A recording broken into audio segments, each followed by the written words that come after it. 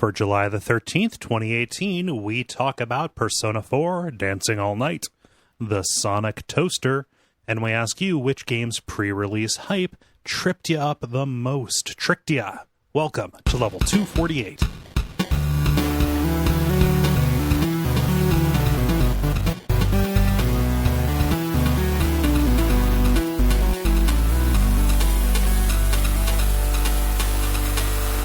My name is Cole Ross. My name's David Maismith.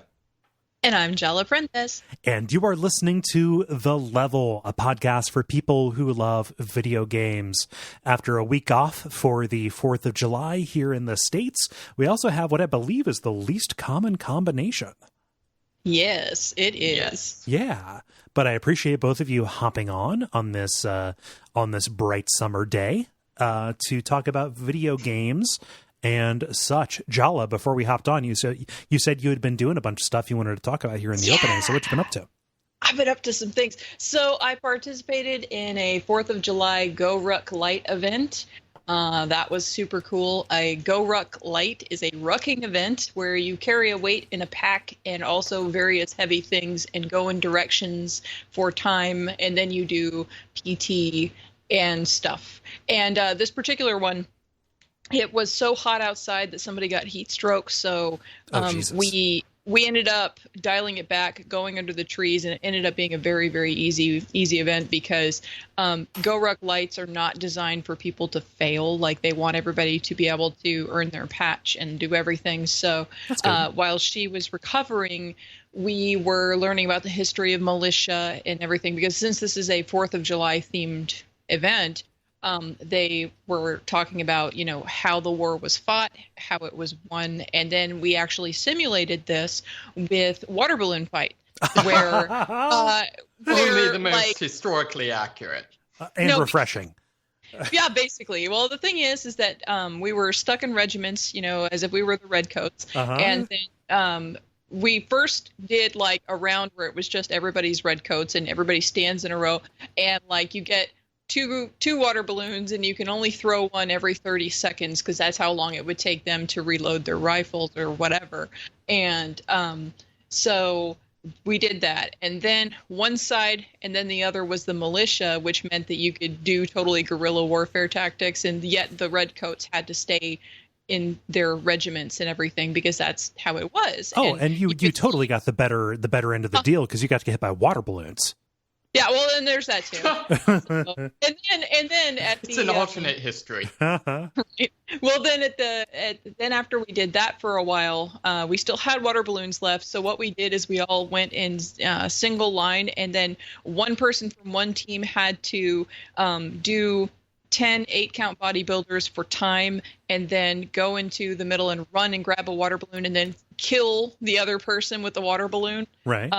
But, before they got to it. And it was our single dual combat kind of thing. So, going way back. Yeah, so that was a thing that we were doing. And it was fun. I didn't die either of the times that I was up against somebody. Nice. Although the first time was funny because I was up against this little girl who was the daughter of one of the guys who's a ruck training leader for his group somewhere in Oklahoma, and his daughter is this tiny little she is a statewide champion runner. So okay. She's tiny, and she was doing 8-count bodybuilders against me, and I would finish faster because I have more muscle, but then I threw my water balloon, and she's so small that she went down in a push-up, and then the water balloon went over her. And so then she grabbed her water balloon, and then I ran away, and I was fast enough that she couldn't hit me with it. So neither of us died that time. But then the second time, I was up against somebody that is in my rucking group, and I just went over there, and I had so much time that I went over there, and I stood over him while he was doing his 8-count bodybuilder, and then I just smashed him on the back. It was pretty great. So that was great. And we also... Oh, sorry. Go ahead. No, I just wanted to ask, bodybuilders are kind of like burpees? Eight count bodybuilder is when you drop dead to the ground, you do a plank jack, then you do a push up, and then you get back up again. So you drop back up from there. There isn't a jump at the top, but it's basically a burpee without a jump, but you add a plank jack. So, and so I did that. And then also in the event too, part of it is honoring the fallen. So everybody brought somebody who had died within, like a week of the 4th of July. And we were talking about, how they served and what they did and what war and all that stuff. So it was pretty cool. Then after that, on the actual 4th of July, I went to a Camp Gladiator event, and the workout was under 2 pavilions because it was fucking flooding in Houston. Yeah, that was a thing. Yeah, and so there were parts of town that were totally underwater and cars flooded out and the whole nine. It was serious. And so anyway, before all of that, before everything hit the fan and it was too bad to drive, I went to my workout and we were under pavilions, and it was so hot because there were so many people crammed in there that I just jumped out in the rain because what do I care? So right. That was fun. Well, and then that gets a little bit to the root, back about the water balloons or whatever. It reminds me of time as a kid or teenager, tween, whatever. But just everybody had super soakers or water balloons, and the goal was to avoid being hit. Me as a 30-year-old man who hates the heat, somebody shot a super soaker at me, I would just open up my mouth and point at it, fill me up like a carnival clown. Right. Yeah. So that's definitely a thing where we had a lot of fun with it, and the whole point and purpose of the water balloons was, of course, because the temperature, the heat index, for people who do not know, has been 108 regularly every day. Right, because Houston and all of Texas is a monument to man's hubris. Yeah, humanity is still trying to figure out why anyone settled there. Right. So anyway, I did those. But then yesterday I went to a really fun belly dance workshop about shimmies called Butter My Buns. Yeah, that is very funny. You sent me the picture of the pamphlet for that, and that's fucking hilarious. Yeah, with Twyla Jean, and she's really cool. She's got the attitude that comes along with, calling something butter my bun. No, of course. You got to back that up. Yeah. A lot of fun. You're going to write that. You're going to write that check. You got to make sure you got the funds to cash it. Yeah, for sure. And shimmies are basically a move that's about controlled relaxation. And as you guys might guess, between all of my various forms of training, I have tight muscles, so this is a difficult thing for me to do. Right. It's not stress. It's just I worked out so much, I have stress, but it's antithetical. It's antithetical to your other efforts. Yeah. So that's the thing. And then also this is totally unrelated to things that I do. However, for people who don't know, I also study completely random subjects at my whim. Right now, I'm currently on a book about the neuroscience behind human behavior. Okay. And when reading about the slow development of the prefrontal cortex, I was musing about loot boxes because adolescents are more likely to take risks due to the incompleteness of their prefrontal cortex. Mm-hmm. And so you can see where my mind was going regarding the whole loot box thing and the gambling addiction threat and the whole thing about you're targeting kids and stuff like that. I mean, kids are more predisposed to falling into that bad habit and being too compulsive to control it. Mm-hmm. So, yeah, anyway, that was just related to a news article that we talked about at some time, and I figured I would bring it up because it's interesting. Yeah. So, well, it sounds like you've had a very good 4th of July. Yeah, I did things, physical and mental. I did things too. Hey, tell us about them. What things did you do? Well, sorry. I didn't mean to go in front of you, David, but I will go because it is a more seamless segue. No, I just I went home and I did a bunch of family stuff. My stepsister lives on I'm going to call it a farm, except it is not like a big plot of land where you grow food to sell to people. It's more like a plot of land in the country where they live, and also they have a garden, 6 chickens, and 2 hogs. And also a pond. So the 4th of July, we went out there primarily to swim, but I got to spray off the hogs, which was fun, because they made fun sounds and they really enjoyed it. I scared the chickens, unfortunately, because I didn't realize there was a rooster until I heard him cock-a-doodle-doo. And These things are terrifying. Yeah, he was real protective. he was very protective, but it's always fun to watch. And the way chickens move is just fascinating. It's hilarious and fun.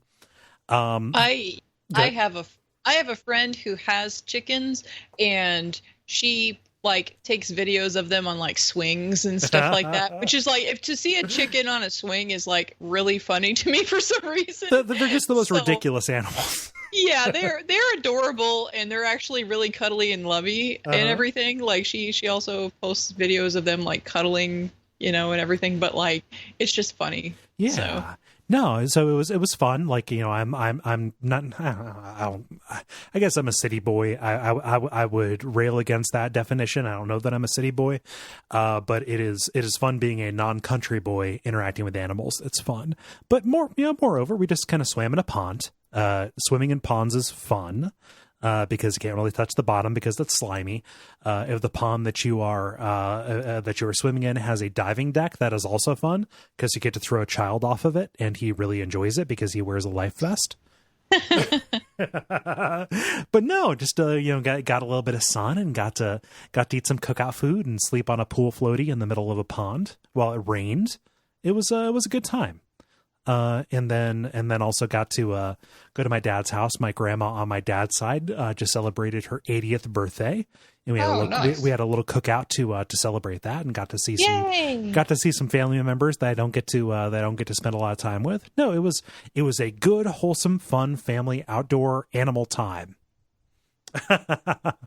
Yeah, so that's what I was doing last week when we did not have an episode. Seems worth it. Yeah. It's worth it for the animals. Yes, for the animals. Also family. Yes, also family. Also family. How about you, David? Sorry, I didn't mean to set you up for. I know you said off air that your 4th was boring, but you up to anything cool? So, well, I guess my 4th itself was boring, but actually the weekend before, my mother came and visited. So fun! I remember you talking about that. Yeah. So, a lot of just, showing her around the city, going and eating, lots of different, cool restaurants and stuff like that. What's the first place that you take an out of towner that you care about in San Francisco to say, hey, this is good fun stuff? Sure. So generally speaking, I live in right in the middle of Chinatown, and there's a place. I'm not sure of the name because I walk everywhere, so it's I know how to get places as opposed to knowing what they're called. Right. But basically, it's the oldest dim sum restaurant in America. Mm. Cool. And yeah, it's a fairly nice one. It's kind of. I guess for people who aren't familiar, dim sum is kind of Chinese breakfast, just lots of small portions, it's like dumplings and stuff. Right. Yeah. And it very much tends to be one of two categories, either fairly nice, fancy, that sort of thing, or super, super cheap, not necessarily dirty or bad, but just, kind of. Yeah, but that's the one you want. Right, exactly. And this one does a really good job of kind of being right in the middle. Mm-hmm. So, so that's generally my go-to, although there's a place we didn't get to go, but I really want to go. That's nearby is the bar where Sam Spade eats in the Maltese Falcon. Ah, geez, man. Cool. Yeah. That's real cool. So, yeah. So that's definitely on my list. But actually, probably the coolest thing that happened is my Tai Chi club tournament group people's had, we've done a couple of tournaments, have done well, and so we've been planning on doing a dinner to celebrate, and so decided to do it during when my mom could be there. Oh yeah. So Cool. it was like a 7-course meal or something that just tons and tons of just like much more like authentic Chinese food than you normally get. Right. Identifiable parts is right, exactly. is what differentiates authentic from inauthentic ethnic food for me. Yeah, no, and that was definitely a big part of it. Pro tip, I do not like southern pig's feet, like southern US style pig's feet, but Chinese style pig's feet are actually really, really good. Okay. It's basically very similar idea to like ribs, in that like you're not eating the hoof or anything. It's just kind of like a specific part of the animal that has like an easily accessible chunk of meat on it. Real quick question for you, David. Will you be offended if I just take your word on that? Sure. Okay. Go for that. Okay. But, yeah, I believe you. I'm happy you enjoyed it, but that sounds fucking disgusting. Yeah, it's I know it's interesting. I'm sure. I know you're. Yeah. I mean, but yeah, and it was cool, and like actually one of the funniest parts of it was did just kind of as like a party game,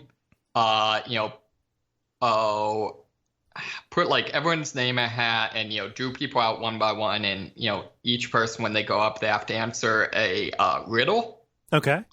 But they had some that were like the designated American ones.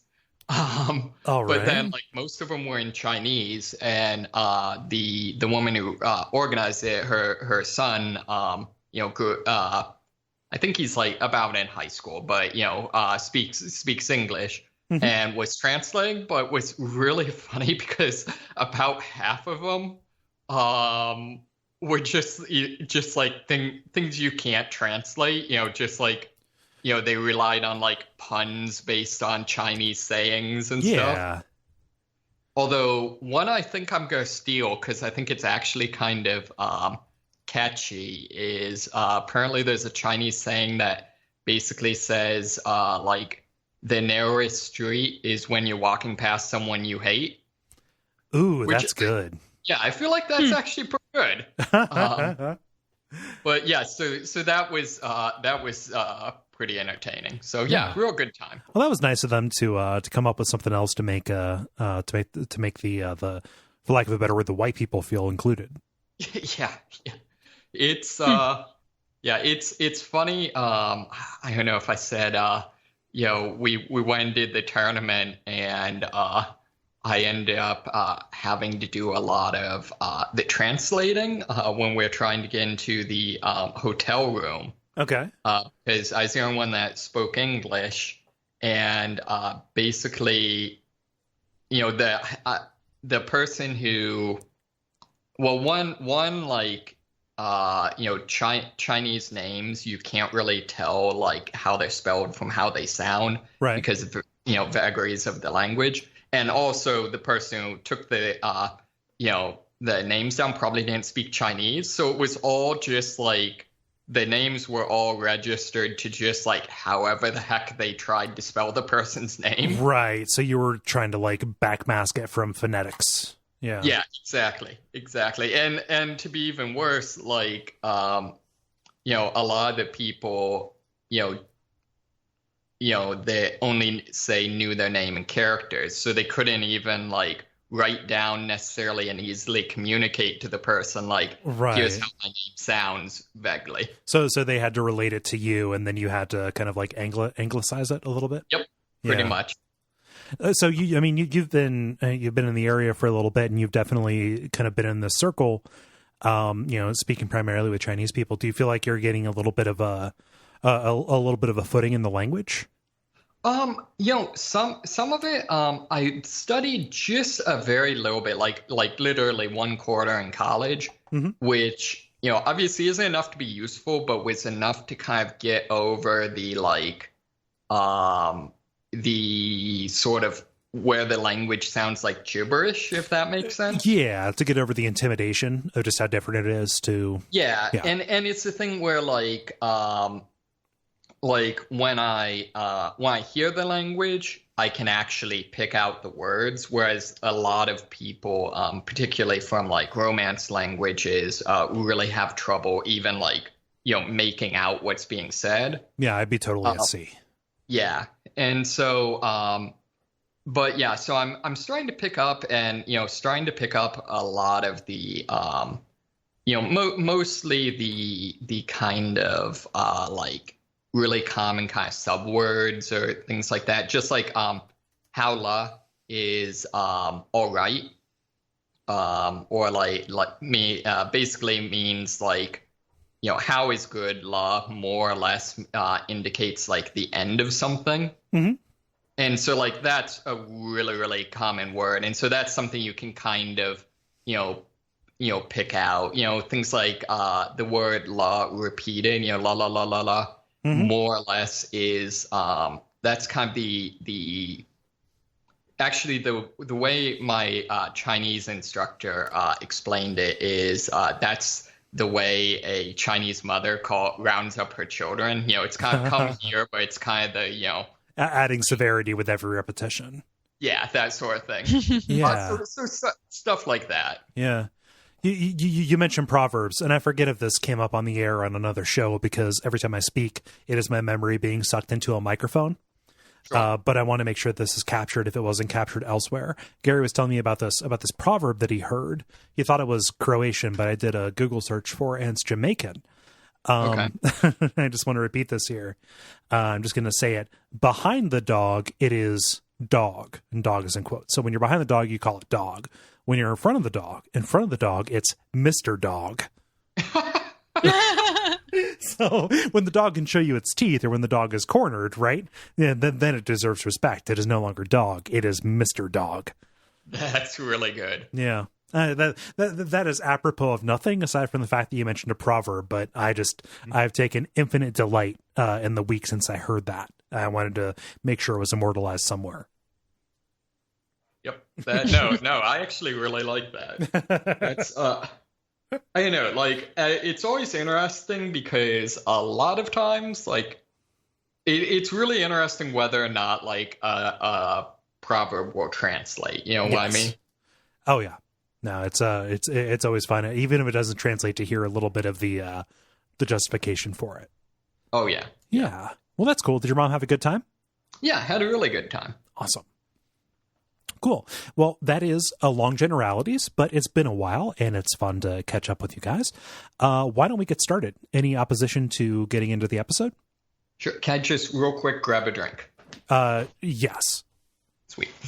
Hey, Jala, while he's doing that, we normally take breaks in the middle of segments, but we are still here.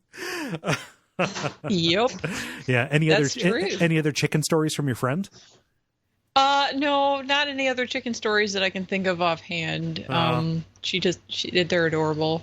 So, another thing, I had chickens when I was really little too. Oh yeah? But I don't remember them very well because I was so small. But at the time, my sister, it's just me and my sister. My sister's 4 years older than me. And she, at the time, was in a phase where she called everything Flower and Rose. Okay. And so the chickens were Flower and Rose, and then when she got new pets, they were Flower and Rose. Everything is Flower and Rose all the time. And it was funny because at one point she got a cockatiel, and my parents said, okay, you can't name this cockatiel Flower or Rose. Okay. So she called it Star. Okay. So yeah, I have no idea. This is my cockatiel. Her name is Star. Yeah, I have no idea how old she was at the time, but I was like a little kid, and we had some chickens. So yeah. No, my grandma grew up on a farm, and she was always terrified of the chickens because, it's the 30s. So they would make the kids go out and either get just do chores around the chickens. And, when a chicken comes up against a small human, they think they're big shit. So they're going to start menacing you. Yeah. They are Mr. Chicken. Yes, they are. So we got the regular kind of show in front of us, the brief, the multiplayer, and the grind. And why don't we get started with? Are you good to start, David? Yeah. Sorry, just real quick. It's probably not going to make sense to the listeners, but one other proverb or riddle that I feel like you and me could bond over. One of the like the name for panda in Chinese, or like one of the variant names or something like that, is literally bear cat. Oh, And nice. so one of the riddles was like, what color is a bear cat? It was basically, it's like, well, I'm going to say red and black, but I feel like that's not what you're looking for. Yeah, no, that was a superpower they were not prepared for you to have, to know what a bear cat is. So, anyway, sorry, that just seemed appropriate.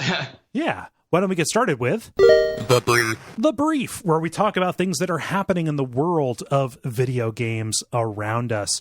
Why don't we start out with some fan candy? Hey, David, what's going on with Warframe? Yeah, so Warframe just had its big expo, its big con, appropriately called TennoCon, after those are the kind of name of your race within the Warframe universe. Okay. And one of their big announcements was that Warframe's going to be on Switch, which is immediately leading to questions of will there be crossplay with PS4? Absolutely not. They have made it clear because they are horseshit. Continue. Yes. But then they also released several trailers and then gameplay footage of two new major expansions they're going to be adding. Okay. One of which is going to take place on Venus and is introducing a faction called Fortuna that is apparently made up of cyborg, debtor colony prisoner peoples. Presumably for one of the races is kind of the Warframe equivalent of like the Ferengi, just kind of, hyper capitalists. All right. And so presumably related to that. And so that's going to be I believe their second kind of main open world area location experience thing. Okay. The other thing that is, in some ways kind of a bigger thing is they've announced that their second expansion is going to be called Railjack, I believe. And it will feature space combat. And not only that, but it will be in the form of basically co-op where like each member of your team, mans a different, battle station on your ship. And, gunners and, engineering and piloting, stuff like that. Lovers in a dangerous Warframe. Exactly. Yeah. Hopefully it will be better than they already have a game mode where you basically fly around space and fight in like kind of wingsuit exoskeleton things, and unfortunately it's just incredibly flawed. Okay. So hopefully it ends up better than that. But it'd be kind of cool if maybe even they were able to work in and kind of redeem some of that. Mm-hmm. But yeah, I don't know. Just seems pretty cool, and I really enjoy the fact that this very, very much just seems like this is the game that's just like, we're going to add whatever we think will be kind of cool. Oh, yeah. Nobody could have guessed this 5 years ago. Oh, yeah. No. So, I'm really excited to see what's going on. I still need to figure out if I'm gonna bite the bullet and start a new character on PS4 so I can join some more of our Duckfeed peoples. Oh yeah. It would require a large amount of your time, perhaps 6 months of your life. Yeah, I mean, technically there's like at least one very useful item I have that you can only get after you've logged in on at least 200 separate days. So that would obviously take a while. Yeah. So. Huh. We'll see. Yeah. No, I feel bad for the people who are going to pick up on Switch and, inadvertently not be able to play with the people that they wanted to play with. Yeah, I don't know, like, I'm a little surprised, or I guess I just don't understand it, why the companies can't just go around Sony. I don't know. I think that really Sony is the gatekeeper to their own player base, and the only explicit explanation that I have heard is by people who no longer work there, but saying like, they just want money. Like it is purely they don't want their services to be used to enhance the experience of any other platform. So we're not going to do this, when literally everybody else is almost unilaterally disarming in terms of that. Which I think, not to rehash it, but like, I think in the long run, like there's now approximately no chance that I get a PlayStation 5 or whatever. Like, unless they change their outlook, it's a real bummer that they have seen the trend and said like, no, we're just going to be our own little garden, when that is kind of proven not to be not just a friendly strategy, but a successful one. Yeah. I guess one good thing to come out of it is with Sony being the angry old man yelling at people to get off their lawn. It seems like Nintendo no longer feels the need to do that, so that's kind of nice.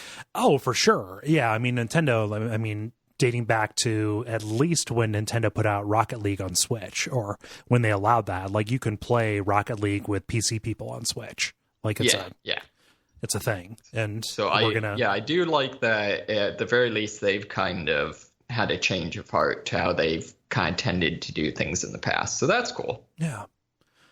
No, so that's good news for Warframe people. Jala, you have some positive news, so I'm going to throw to you. Yeah, I have something nice to say. For once. Okay, so...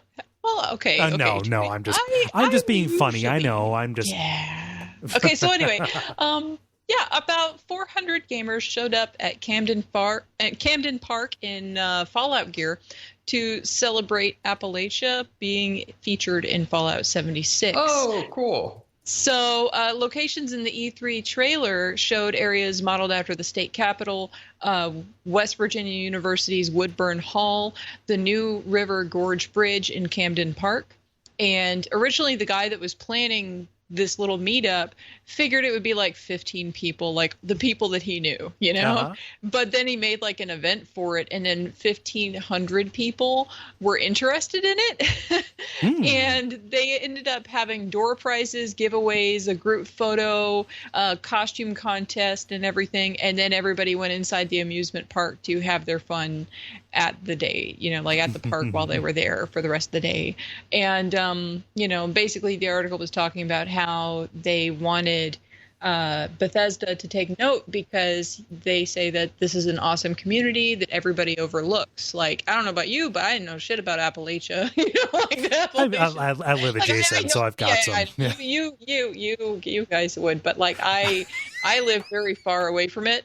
Right. And I know like one person who has ever been to Virginia. So like, whatever. I just hope they do it well. Like, there's a way to do it wrong, but like everything that I saw in those trailers for Fallout 76 looked really good. Oh yeah, for sure. And so also West Virginia's tourism campaign is Almost Heaven, West Virginia. And it's basically seeking to combat negative stereotypes about the region in general. Yeah. So I'm hoping they go like 1A the other way and just like cash in on the Fallout thing. Yeah, just lean full into the dystopia. Well, which would be very hard to do, because like West Virginia and Eastern Kentucky are fucking gorgeous. Oh yeah. Like, it's weird because like people forget in particular with Kentucky about like the other stereotype of Kentucky, which is like that's the center of basically like horse. I don't know what you do, ranching. That's where like all of the thoroughbred horses and stuff like that are from. So like a ton of it is just super picturesque, like horse farms. Mm-hmm. No, it is a wonderful area. Go ahead, Jala. I lost what I was going to say while he was talking, so I don't know anymore. It's fine. Yeah. Those people seem like they had a really fun time. Like just Appalachian Fallout fans or Appalachian people who play games, really, not really something that a lot of people talk about. No, this is great. Yeah, I thought it was really cool because, it's true. I haven't seen the Appalachian area ever in a game. So, yeah, like that's cool. Yeah. So no, when I was watching that reveal trailer, I forget which press conference it was, but when I heard the when I heard the chords for the for the John Denver song, I was kind of like, oh fuck yes, like yeah, that's gonna be it. Oh, finally, yeah, thank you. Well, and it's really pretty. Yeah. Like I know it's a video game and it's a video game version of it, but it's pretty. Like it's funny to say because like I don't have very much awareness about that particular area of the country, but like to watch the Fallout 76 trailer, I'm like, I'd go there. No wonder the Appalachian Trail is a thing. That looks like a nice area. Yeah. Oh, okay. Although, yeah. I'll be interested to see because like that's probably pound for pound, other than maybe Alaska, the most like self-sufficient, like this is a part of the country that like not having electricity is fairly common in a lot of areas. Not all of West Virginia, obviously, but like actual Appalachia. So I'll be interested to see if that plays into the fact that like a lot of these areas probably wouldn't be that badly affected if there was an apocalypse. They're kind of innately ready for it. Based on what I saw in the trailers, yeah. No, like it's going to be a more vibrant, more habitable area because of that.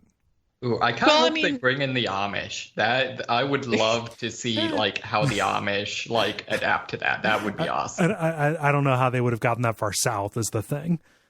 Well, true, but yeah. I mean, still. Well, this is cool. Well, it's Fallout 76. Just like we've talked before, or I have talked before, rather, about how like with Fallout, it's like the mechanics might be my thing, and like even post-apocalyptic stuff. That's kind of like one of the things I like. But for some reason, it just the timing when they hit me was just not a time that I could deal with that, right. As like a setting to be in. And so like, seeing the same thing, but like in a brighter, prettier, nicer looking area, it's kind of like that appeals more to me particularly. Like I definitely want to play this game. Whereas, like I might have been just, like, oh yeah, people tell me that's a very good game and I should probably play it. I watched other people play it, but like, I just didn't want to be in that world, so I don't know, like what makes it different. It's shinier and it's got more colors and now I like it. I don't know. So yeah, and also having other people there to interact with too. Yeah true. Yeah, I'm not alone. Yeah, I'm just hoping they manage to not make the multiplayer suck. Yeah, well, not. They need to remember that it's supposed to be a simulated apocalypse, not an actual apocalypse. Yeah, it's funnier when the monsters are fictional, not somebody I know who lives over in Boise.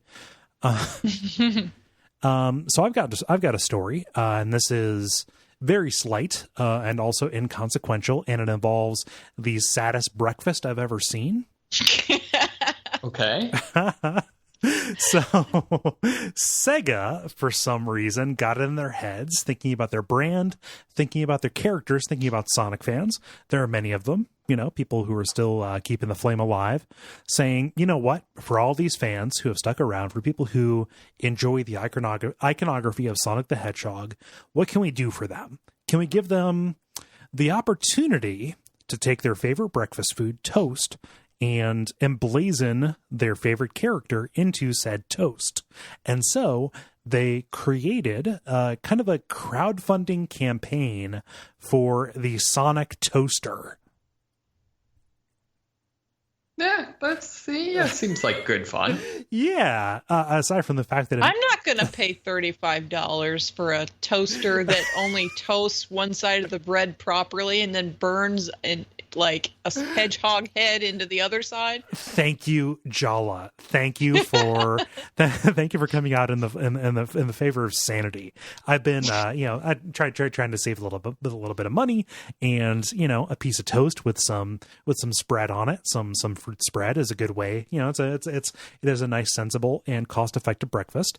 A big fan of toast recently, and the thing is, evenly cooked toast is what you want.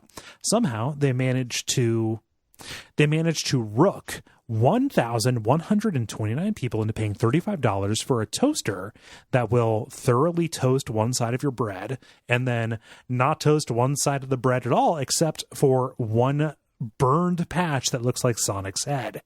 They needed to get 1,000 people to buy this before they could manufacture them, right? But they did, and now a bunch of soon-to-be disappointed people are going to get their Sonic toaster sometime in October. When I talk about the saddest plate of breakfast, what I see is, okay, picture this. You got the toaster in the background. It's there displaying it. You see a plate. On that plate, 2 pieces of toast with Sonic emblazoned on the side of it. No spread, no butter, no anything. Just dry white toast with Sonic in it. We need to balance this out. What do we need? How about a Clementine, a cutie, a Halo, whatever that is. Just put there, not peeled or anything, just on the plate next to the dry toast. And to cap all of this off, well, you can't just have toast and a Clementine. What do you need? Well, you need some coffee. Just a sad, clear cup of black coffee that is, I assure only you... Only partially filled anyway. Yes, I assure you that is as cold as a crypt. Yes. and that is the image that they decided to use to promote this fucking travesty that makes other travesties. I don't care how much you like Sonic. You can like Sonic all you want. I was fond of Sonic at a time. I have fond memories of liking those games. But toast is eternal, and good toast should be valued above all else. Yeah, this is ridiculous. $35. $35 for that crap. I feel like what I really need is a toaster that will like rasterize images into like, so that my entire toast can just be some mural to whatever image. Oh yeah, you need a bread printer. Yeah.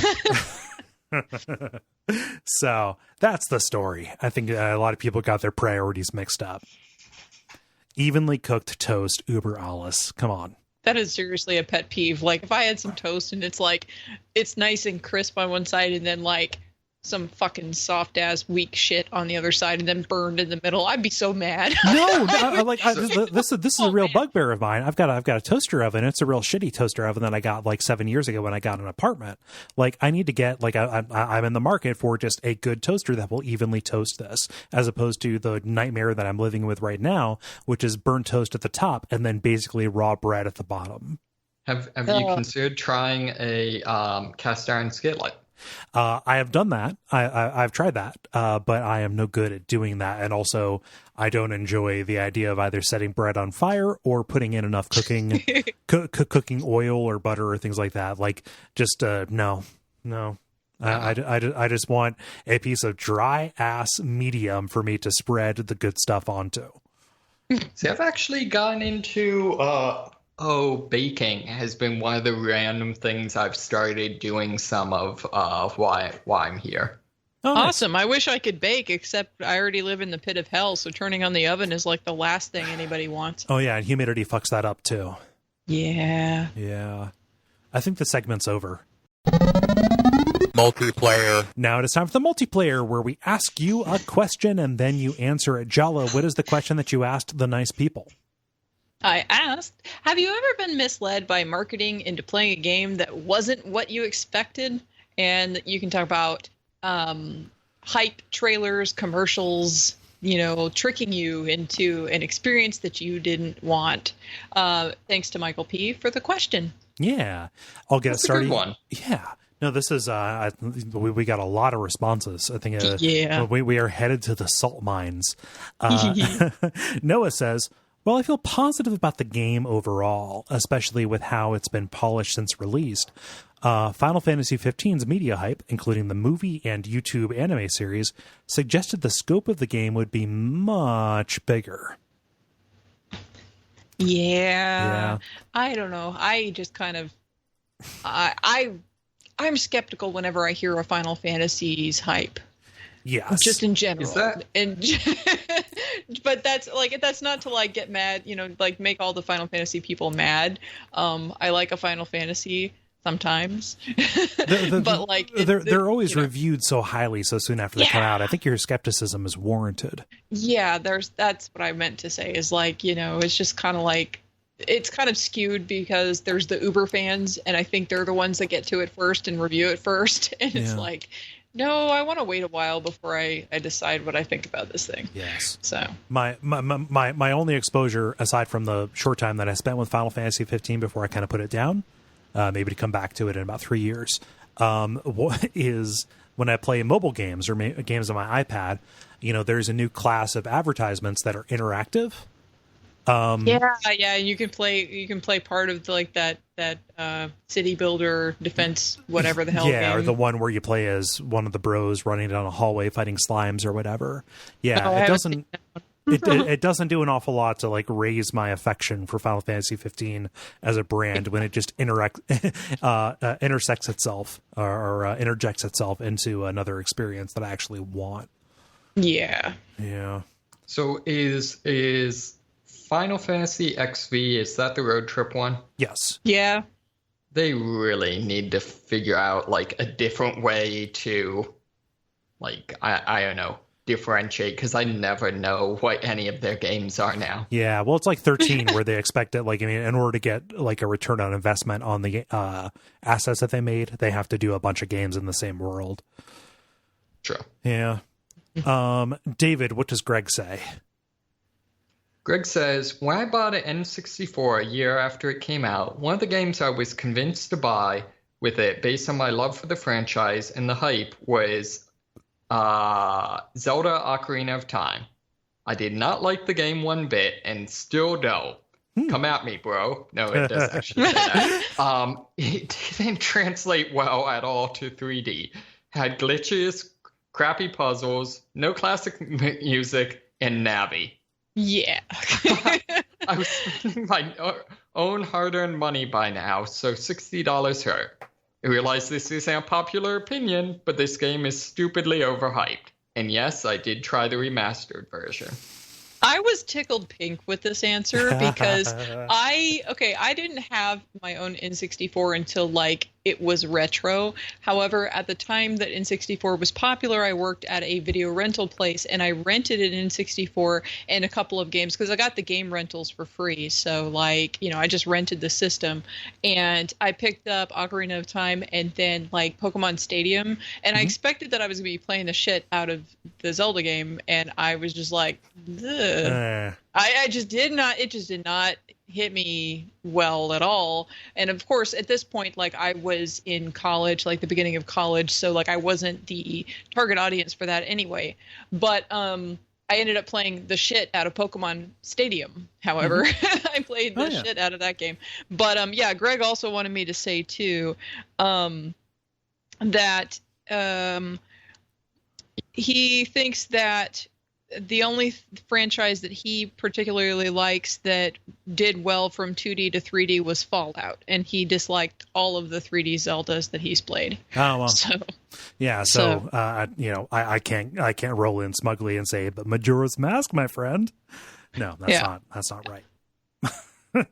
See, I feel like if you don't like the other Zelda games, there's no 3D Zelda games. There's no chance you're going to like Majora's Mask. I mean, yeah, maybe. He did say that like whenever he gets a Switch, he thinks he will like Breath of the Wild, but I don't know. Like for me, because it is a Fallout game. Well, except everybody's like fucking happy except that one little corner over there with all the dark scary shit going on. Yeah. But like, But anyway, like, I'm kind of in his boat because, like, when it comes to Zelda, my strongest affection is for the very, very first game, which is not normal. Most people like, Link to the Past. yeah, Link to the Past is the one that they really, really like. But like, my favorite is the very, very first one, and that's because that was, you know, a game that I played the shit out of when I was little, and I could never beat it because that game is opaque in a lot of ways. But like, I just loved it. I just loved the hell out of the world and just, gameplay and everything. And at the time they also had the cartoons going on, like the Zelda on the Super Mario show. Oh yeah, Fridays. And totally, like, that was when I was a little kid, so it hit me at the right time, and all the other ones just seemed like they were too kiddie for me by the time I got to them. So, and then of course, like with Breath of the Wild, we already know I got bored. So, I really wish I could find some place that like streamed the old like Zelda and Super Mario and stuff cartoons. Just they're all on YouTube. Okay, yeah, I guess. I kind of want to go back and see if they're as batshit insane as like my memories lead them to be. They're terrible. They're absolutely they're terrible. not very good. We did the Mario Super Show for adaptation to gay, and it's not very good. Did you? Yeah. When was this? I remember Captain N. A couple months ago. Aww. The adaptation decay abject suffering crossover. Adaptation decay a lot of times is very similar to abject suffering. Yeah. Not a lot of video game movies are very good. Have there been any that you would just straight up say are good? I'm a defender of Silent Hill, even though not all of it is very great. Yeah. I agree with that. All of that right there. Yeah. Jala, good. Oh, sorry. I was just gonna say the only ones I could think of is if you count the Resident Evil movies, but that was the first episode, and we hate those. Oh, really? Yeah, it's not very good. Well, it didn't work for us, as what I should say. Yeah. Well, I was gonna say like they also have almost nothing to do with the games, so yeah. Hey, Jala, what does Nick say? Nick says, I remember that Brutal Legend was marketed and shown off as a third-person action game, but it turns out it's only a small part, and the majority of the combat gameplay is third-person RTS like Sacrifice. At the time of release, I couldn't wrap my head around it and quickly lost interest, and I'm pretty sure my 360 copy ended up getting traded in or donated years ago. But it is going to be one of the free games Twitch is giving away this month, July 14th through 27th. So I am tempted to try it again and see if it clicks with me more now that I know what to expect. It's possibly true. Brutal Legend also wasn't helped by the fact that they released a demo that was mostly the third-person character action Devil May Cry combat that did not hint at the strategy stuff at all, really. So they led a lot of people into thinking, hey, I've experienced what this is about, and it seems fine and good, and then catfished them into playing Sacrifice. And Sacrifice is not a good game. Although I know that was one of the games Gameflied in college when Dennis and I were roommates, and we enjoyed it, although like I think a lot of that was more on the strength of like not the story, but you know what I mean, the world and the just it being charming as opposed to necessarily gameplay. Yeah, but we call that the Double Fine problem. I would definitely like categorize it in the like games I have a positive opinion of. Yeah, like it's the Double Fine Valley where it can charm the pants off of you even if it's not satisfying to play. Yeah, and well, depending upon what you're expecting when you're going into it, that can totally burn it out, even if it might be like a decent enough game. Like if you aren't expecting what you end up getting, it may just hit you all wrong. Yeah, if you went into Psychonauts expecting Day of the Tentacle, you might be disappointed to find a platformer. If you went into Brutal Legend expecting Psychonauts, you might be disappointed to find Sacrifice. Yeah. Devin says, the Thief reboot. I think referring to Thief4F. They tried to market it as a stealth game, even more detailed than the previous one, with amazing dynamic gameplay. It wasn't. They forgot proper stealth mechanics. Yeah, like I bounced off of that. I talked about that a long time ago, but I played some of it and I'm like, yeah. Yeah. And then that's about as far as I got. This is why we need the ability to make mods for what is it? Is it Fox Engine that Phantom Pain's made with? Think so, yeah. Yeah, I because I would love to see some, fans get together and make like a Thief game with that. Oh yeah. That would be neat. Yep. No, I've not heard a single positive thing about the Thief reboot, which makes me immediately want to play it as soon as possible. I definitely won't. But I just like, no, if everybody's running away from a place, I want to run into it. So I trust you, Devin. I understand that there is probably no candy to be found there, but I want to search for candy anyway. David, what does John say? John says, this doesn't quite count, but after Final Fantasy VIII. Final Fantasy VIII turned me on to JRPGs. I saw the magazine ad for Lunar 2, Eternal Blue Complete. Jala, hold yourself back. Don't worry, I nailed down all the tables before she got here. Okay, cool. All right. I think it would be a similar experience to FFVIII, Final Fantasy i.e. Cinematic 3D. I got my parents to buy it for me, only to be very confused and off-put when it turned out to be a classically styled 2D game. That is really my fault for in misunderstanding rather than being misled, but there you go. Oh yeah, we actually had a conversation about this because literally like as soon as he dropped this message, I was like all up on it and I was like ready to be upset, but then actually I wasn't upset because he didn't say anything bad about it. He just, so we had a conversation about that. Yeah. No, that's I mean, a lot of those games, not a lot of them, but specifically the Working Designs re-releases that came out were marketed as new things when in reality they were, they were old as shit. Yeah. And the thing is that it's a remake of a game that came out in like 95. So, like it's an old ass game. And not only that, but even when it came out, the really revolutionary thing it was doing was adding all of the cinematics in there, all the anime sequences. The gameplay itself, like I'll be the first to tell you, the gameplay is not revolutionary. It's not anything but a standard 2D old JRPG. And it's not like a ridiculously hard one or anything either. So it's just like you're not there for the gameplay, you're there for the music and for the story, and so I was like, if you were to play Final Fantasy VIII and be super enthralled with that and then try to go back and play Lunar right after that thinking that it was going to be similar, you'd be upset.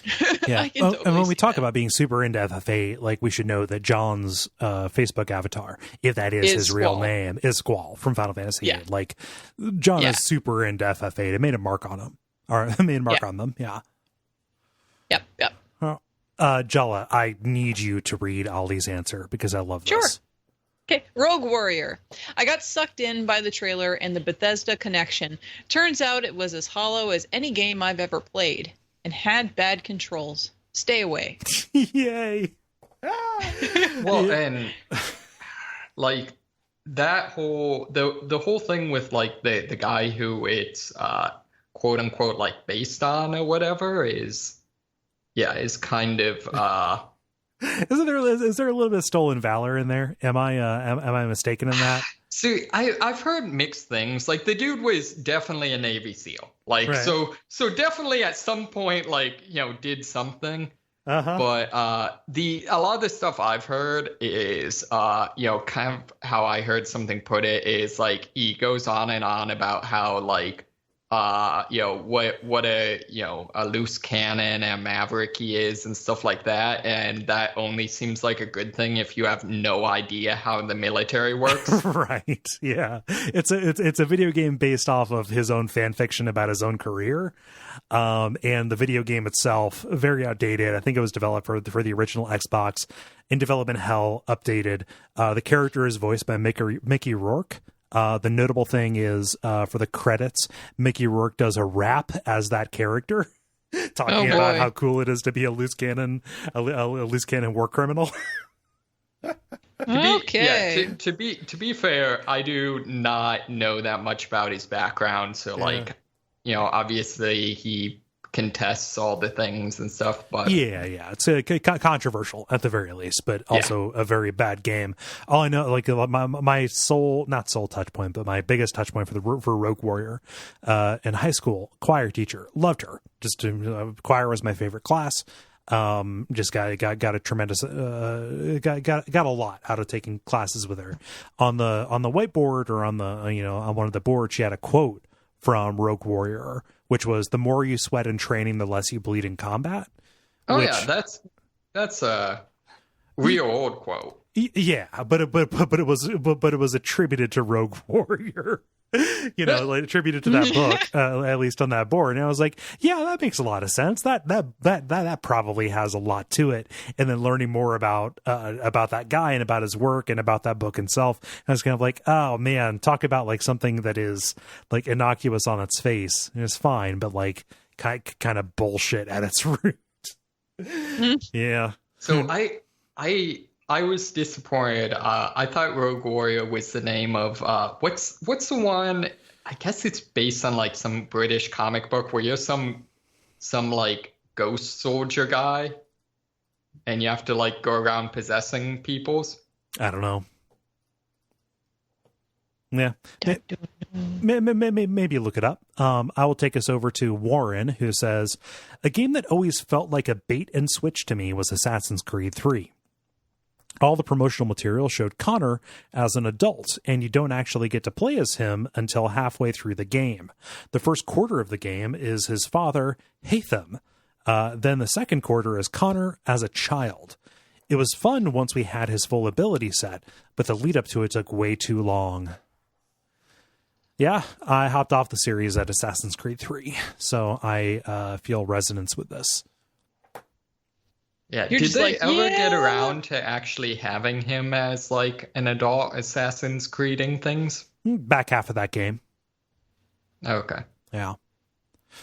No, and that's a bummer, but like the big thing that Assassin's Creed 3 added was the ship to ship combat, and that was expounded upon in Black Flag. Yeah. I just realized the other day that I was given Black Flag for free. It's on my computer. I forgot I had it. It's there. It's another backlog item, but it's not in Steam. It's in the stupid Uplay terrible. Yeah, I've got that too. Yeah, I came with a graphics card when I bought this computer 4 years ago. Yeah, that probably is where I got mine also. Yeah. So what is the actual Assassin's Creed? Like, do they ever spell that out? It's like like nothing is true, everything is allowed. Take risks. Okay, yeah, that's what I thought. Like, isn't that just end up being like the Psychopath Manifesto? Yeah. David, what does Patrick say?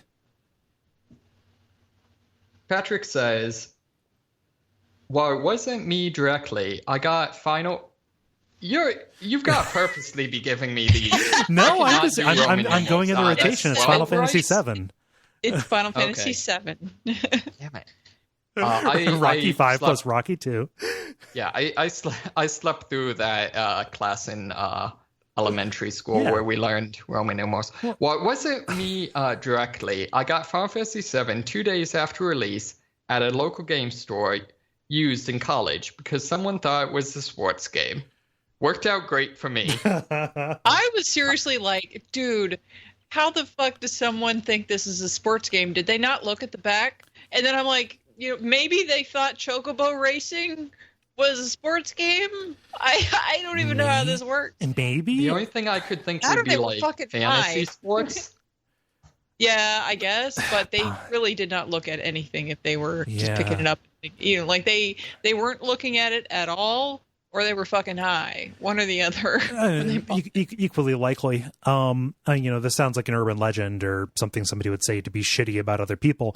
But working in a game store, I definitely fielded returns for people who bought JRPGs and returned them specifically. And this is the stated reason. I didn't think there would be reading in this. Not that they're illiterate, but they didn't expect it to be something that, they would have to follow a story written in text. And to be fair, like, that's That's reasonable. Depending on the JRPG, that can be kind of a very legitimate criticism. Yeah, no, that's but the way that it was phrased, I didn't expect there to be reading. Like you had to look into it a little bit more to not be like a total classist piece of shit about it. I wasn't saying that that's what you were doing, but like that was my first instinct was like, so reading's a problem. No, you just didn't want a boring ass thing where you read about environmental stuff. I get it. I always wondered, like, I know, it's one of those things I can't remember from childhood. Like, how did I play games before I could read? Because there's very few games now that don't have at least a fair amount of that. Yeah. Yeah, but back in the day, or at least, like, when I was young, it was like NES. There wasn't a whole hell of a lot of reading in NES games. Yeah, you could define. I mean, Yeah, there were a lot of just like Mario types where there wasn't much of anything in there. Yeah, fair enough. Yep. Let's hear. Jala, what does Robert say? Robert says, I have never been more excited and subsequently disappointed than with No Man's Sky. I wanted to be a space rogue smuggling goods and shooting aliens who were after my shit. But instead, I was alone in a universe with nothing in it. I do enjoy the gameplay loop that they presented us at launch, but the lack of diversity in the galaxy is what brought my interest down. I was promised a game where you could do anything, but instead I was given a game where you can do one thing and pretend you're doing 100. And then I hope part 2 of that story is, and then I bought Subnautica and had a very good structured experience. I was thinking more like, and that's why I learned about existentialism and learned that we are all alone in the universe. Yep. Oh, yeah. No Man's Sky. I remember when that was a huge thing. All those years ago. I remember the brouhaha you guys had about it, and here's me over here like, I didn't play that shit. Yeah, fuck that. Jack writes, I'm not sure how. Yes, I am. I was 17, but I was bamboozled into believing that Shadow Man would be a playable experience. I bought the aesthetic completely, and that overruled my willingness to wait on anything resembling a review. Whoops. Shadow Man is interesting. So I think that was, an Acclaim platformer that was released for PlayStation and N64. I need to make sure that that's the case.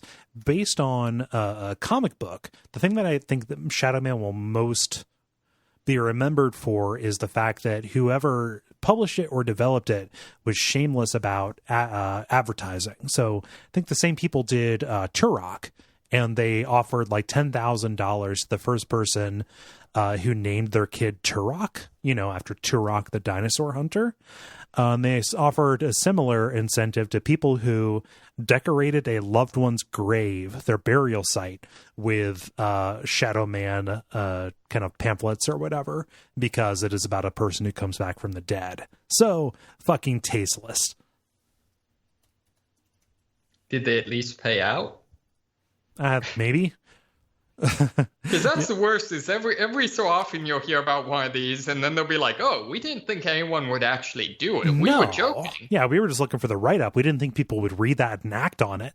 No, it was a claim. It was a claim that did that. Sorry, Jack. So, from the gameplay standpoint, like, it seems I have no experience with this personally. It seems like I have heard some like semi-positive things about it. Did it have like any redeeming points it's known for, or is it just straight up crap? My impression is that it was of its era, very thoroughly. Okay. So, sure.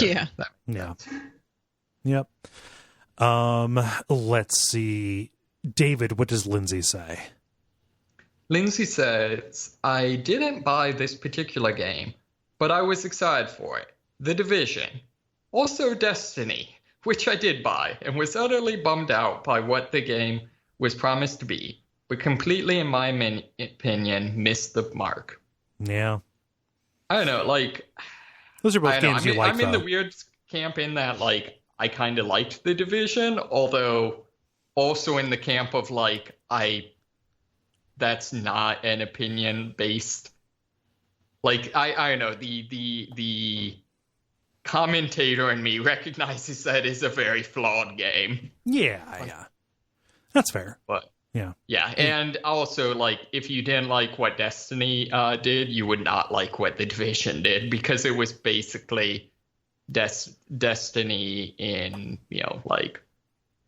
In third person. Yeah. Yeah. No, like if the Cold War, but yeah. Yeah. Well, like if you left, if you came into those announcements thirsty for an MMO, like, you could not be blamed for thinking they were going to give you something that would satisfy that. I will say one thing that I do think The Division in particular kind of fell down on is it had a lot of the setup and almost the trappings for doing some really cool like survival and mechanics and, like, dealing with looters and stuff like that, and then just never did anything with them. Yeah. Well, Jala, what does Austin say? Austin says, as a big fan of the series, I was so hyped for Diablo 3 when it came out that I pre-ordered it the day it was available. I was promised that it would have a variety of interesting builds and a solid story just like the earlier games did. But nope, I was given boring classes with boring abilities, and the game didn't even work for 2 weeks after launch. Yeah. Yup. Yeah, people were very upset, and I think Blizzard has spent the past 5 years constantly reworking it to be satisfying, something like that. I definitely know people who really... Only if you're playing it on consoles. Maybe. You know what? All the people that I've heard who have had good experience with it both have the last name Greer, and they play it all the time, and they really enjoy it. They also play it on PS4, so I could see that. Yeah. Yeah. Oh, well, that's a bummer. So let's hear. Justin says, I thought Close Combat 2, A Bridge Too Far, was a normal real-time strategy game based on the box art. Imagine my frustration when soldiers refused to follow my suicidal orders. Because they were scared, I returned it. Many consider it a classic. I have no idea what this game is. Your soldiers just felt that was a bridge too far. Yeah. No, I like that. I like the idea of an RTS game that has morale built into it. That not everybody is a complete automaton. That's good. I've never heard of this game. I feel like most, like, RTS, those strategies that would not be compatible with. No, of course. No. Like you're doing the Fabian strategy. You're sending so many people to die that it overwhelms the forces. Yeah. Let's see, David. What does Allison say? Allison says, I was tricked by the pre-release marketing into believing that Dark Souls 2 would be a good game. Scorcher. Yeah. Differing opinions are both not acknowledged and allowed. Yeah. Indeed. Yes. Jala, what does Mike say? Mike says, back in around 2008, I had a laptop that could only run Oblivion if I turned all the sliders down, and even then, it only topped out at 18 frames per second. So I went to Steam in search of something like Oblivion, and I saw a title called Mountain Blade. It looked exactly like what I wanted, so I picked it up. Once I downloaded it and started playing, I came to the crushing realization that Mountain Blade is less like a game and more like a cool toolkit for making a game. I know that series definitely has its fans, but it was not what I was looking for at all. Yeah, I jumped into Mountain Blade for like a minute, and I was kind of like in the same boat where I was like, oh, this kind of looks sort of, like Elder Scrolls-ish, kind of whatever. Okay, yeah, that looks kind of, oh, damn. I started playing. I'm like, that's not my thing. No. There are people who like this game a lot, and I know people like that is why I started playing it, because I knew people who were really into it, and I just was like, not for me. This quiche ain't done. It's not cooked. Yeah. Quiche ain't done. Yeah. Quiche jiggling. Yeah, I feel you, Mike, for real. Yeah. So we're eventually going to do it for WAF, and it'll be one of those things. You just have to go into it with expectations. Yeah. Yeah. Let's do these final three pretty quick. Michael was the person who submitted this question. We want to get to him, saying, I first rented Guilty Gear because it had cool anime dudes on the cover. Young Mike thought anime equaled JRPG and picked it up. I was initially disappointed, but that was my rental for the week, so I stuck with it. Eventually I learned how fun it was, just in time to turn it back in. I didn't pick it up again until college. I randomly happened across a tournament and jumped in, starting my tourney career.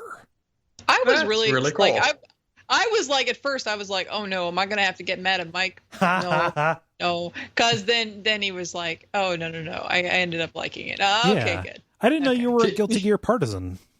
I like a Guilty Gear. I'm not like all up in it, but like I like a Guilty Gear just fine. Is a good game. Yeah. Which one is that? Guilty Gear is the one with like all the metal music and everybody looks like they're from a hair band. Yeah. Okay. And then there's the lady who actually attacks people with hair, and there's a dude who can attack people with like a pool cue. Yeah. Yeah. That's not the one with the random cat chick, right? No, you're thinking of Darkstalkers. Darkstalkers is what you're thinking about. I like that one too. Yeah, Darkstalkers is fun. Yeah. Although it's like its inputs are so fucking weird, but anyway. David, what does Jonathan say? Jonathan says, I've built up an immunity to this through the following mantras.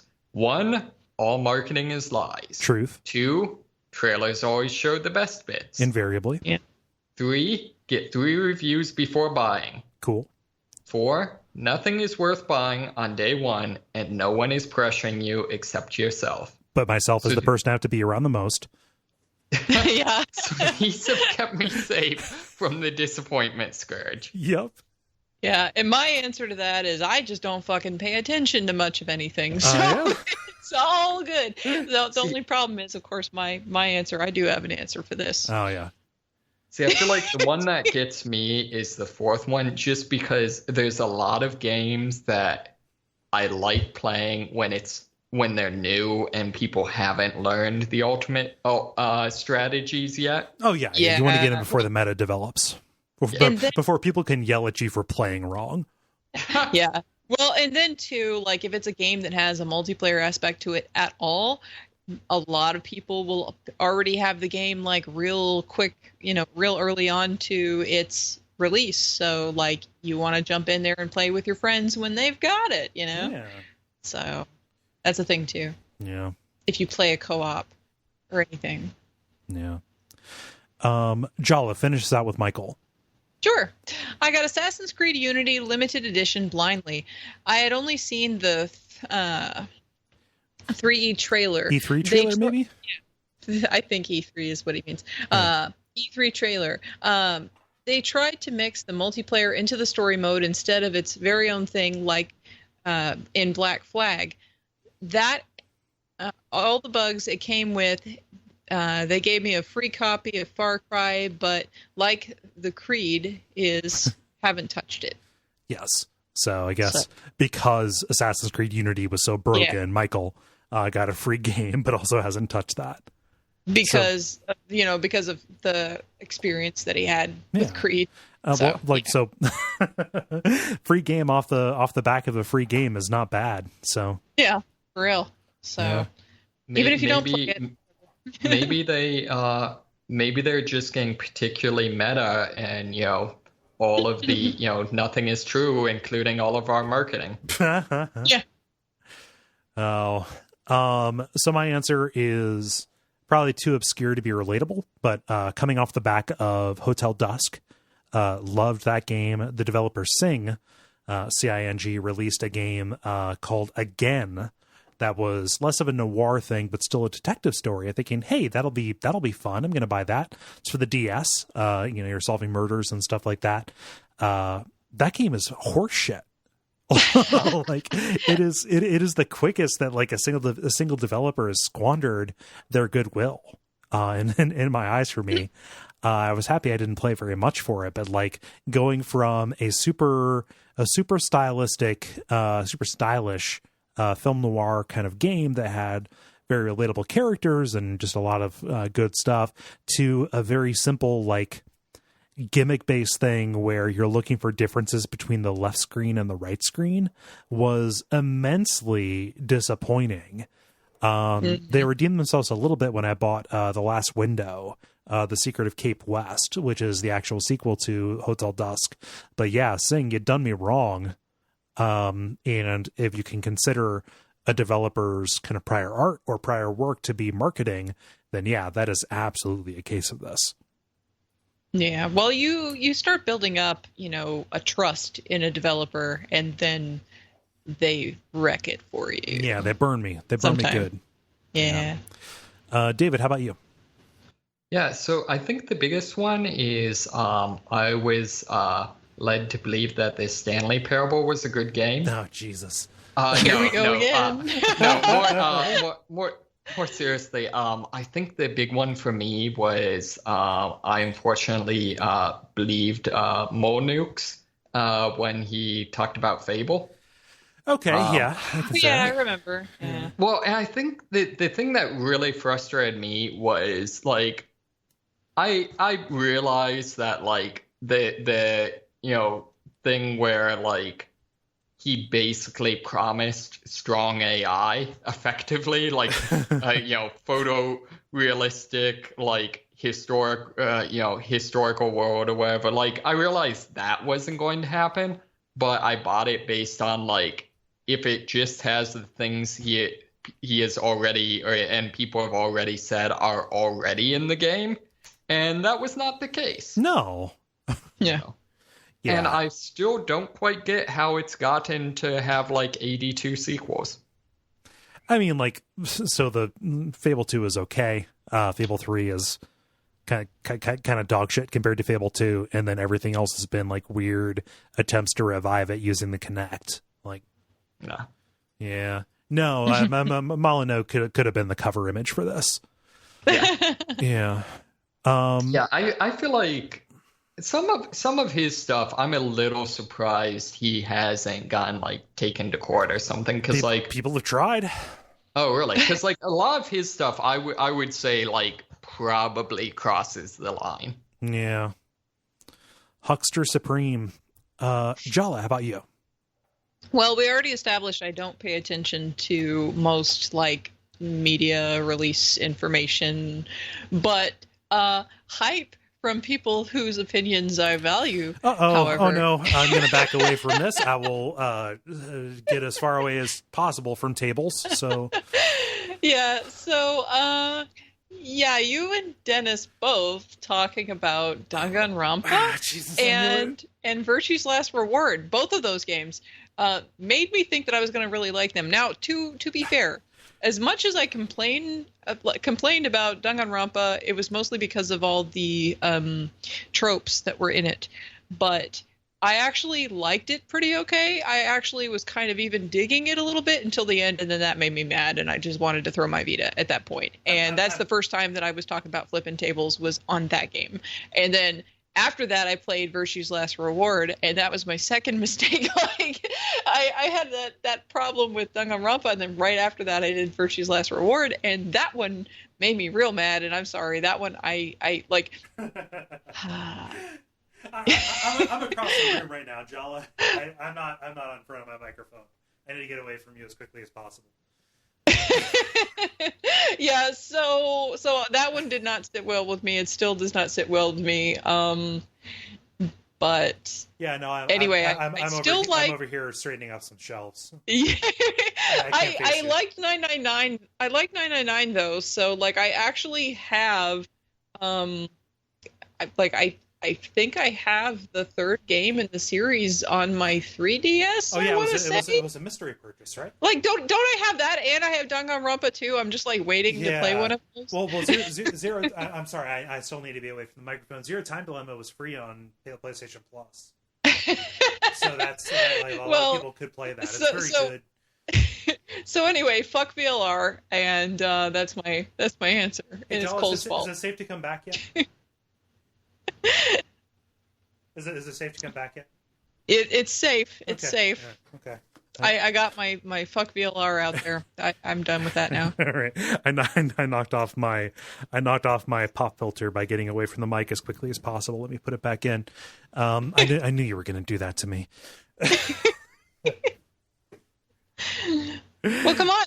I don't pay I really don't pay attention to height very, except when people that I and the thing is that like you had recommended a bunch of other games before that, and every one of them like was a home run. Every one of them was great, and then I don't know what happened. Jala, perfection is a lot to expect of me. I've proven myself to be a small, imperfect man. Since then, I haven't had anything that you've recommended that's made me mad. You haven't tried anything that I've recommended. Steins Gate? Okay, yeah.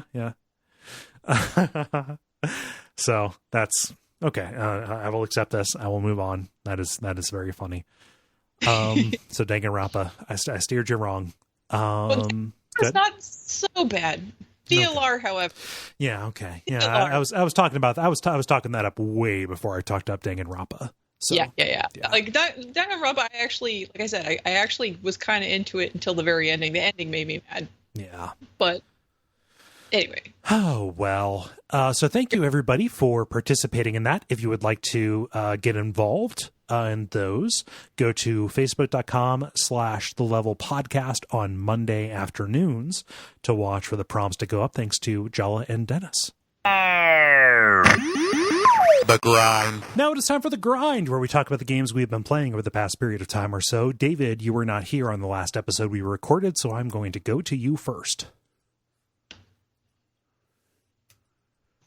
Sorry about that. I was on mute. Yeah, so I've been doing a couple things, by which I mean pretty much 2 games. But the definition of a couple things, okay. Yeah. As you do. Destiny had their second faction rally, which basically just boils down to like a week-long event where you grind for new armors and shooty things. So this week I was I joined up with the Future War Cult faction, which are, as the name kind of suggests, just some weird cult that believes they can predict the future.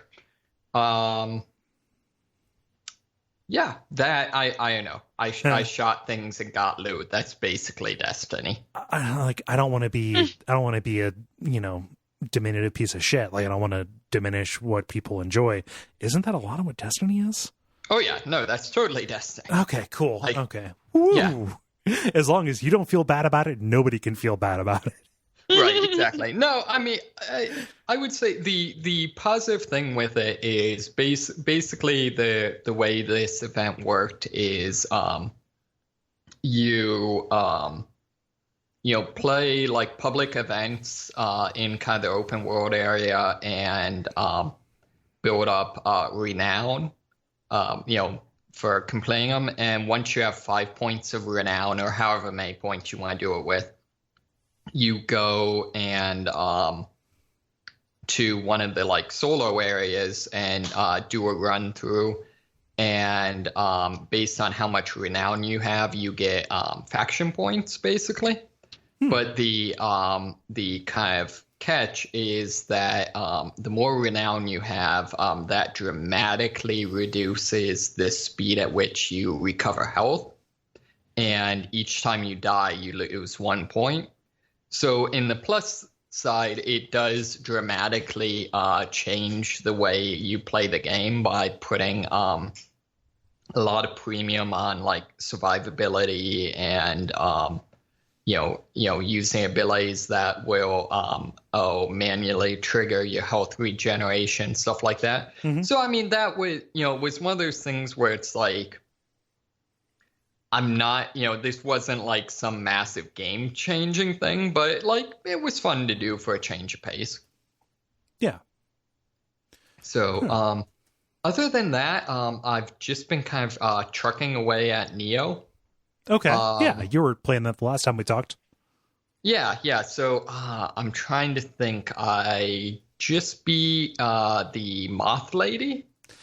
Oh, that boss is super hard. I had a terrible time with her before I figured out some kind of item-based exploit.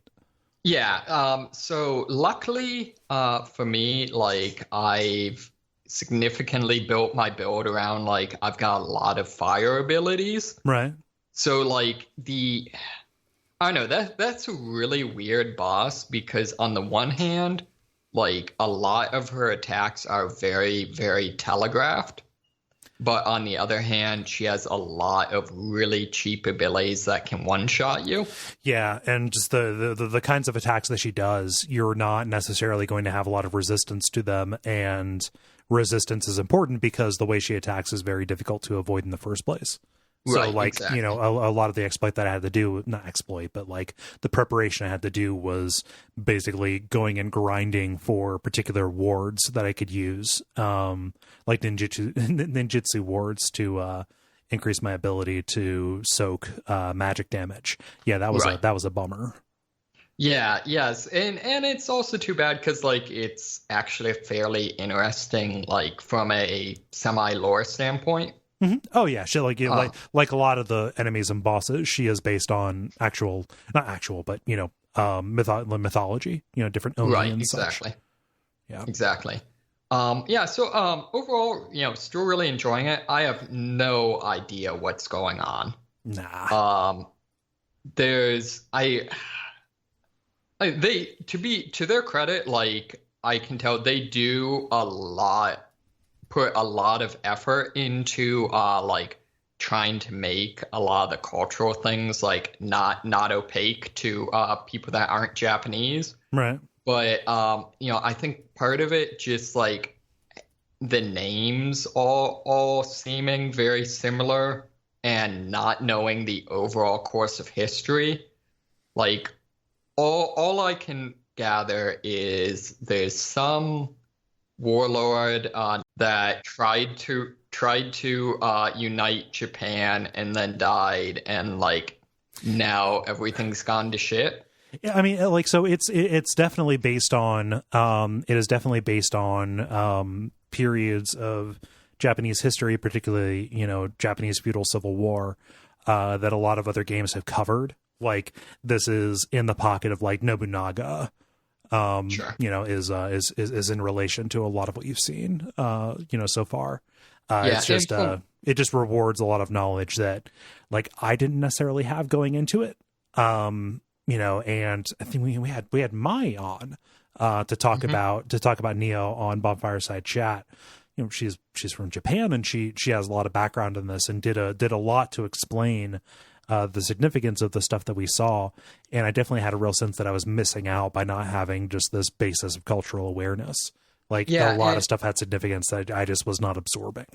Yeah, and I think, you know, that wouldn't surprise me because, like, I know from my end, you know, I can tell there's a lot of like the martial arts stuff is very, very authentic, and like it has a lot of like the like a lot of the, you know, way you move or stuff like that has like the little stylistic quirks that are accurate to Japanese you know, use of those weapons and stuff. Yeah. So yeah, it doesn't surprise me. And one thing that, you know, it seems like they're doing that I think is kind of cool, even though I'm not quite getting it, is it seems like they're doing, you know, kind of a cool thing where,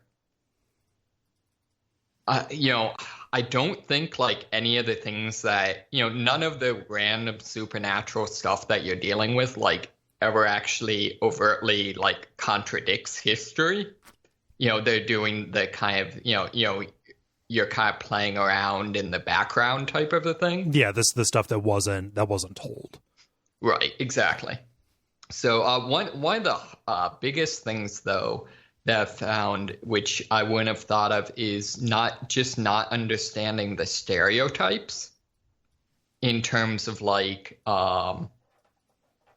for example, one of the commanders, like, is very clearly supposed to be like kind of a fop, you know, just kind of this like, you know, cowardly loser type guy. Yeah. And like I have no idea why. Like, even after reading his history, like he doesn't, like, it's not obvious like what that's based on. And I'm sure it's, you know, a Japanese, you know, just like how you know, certain presidents you know, have, you know, reputations and stuff like that. Yeah, but like you got your Woodrow Wilsons.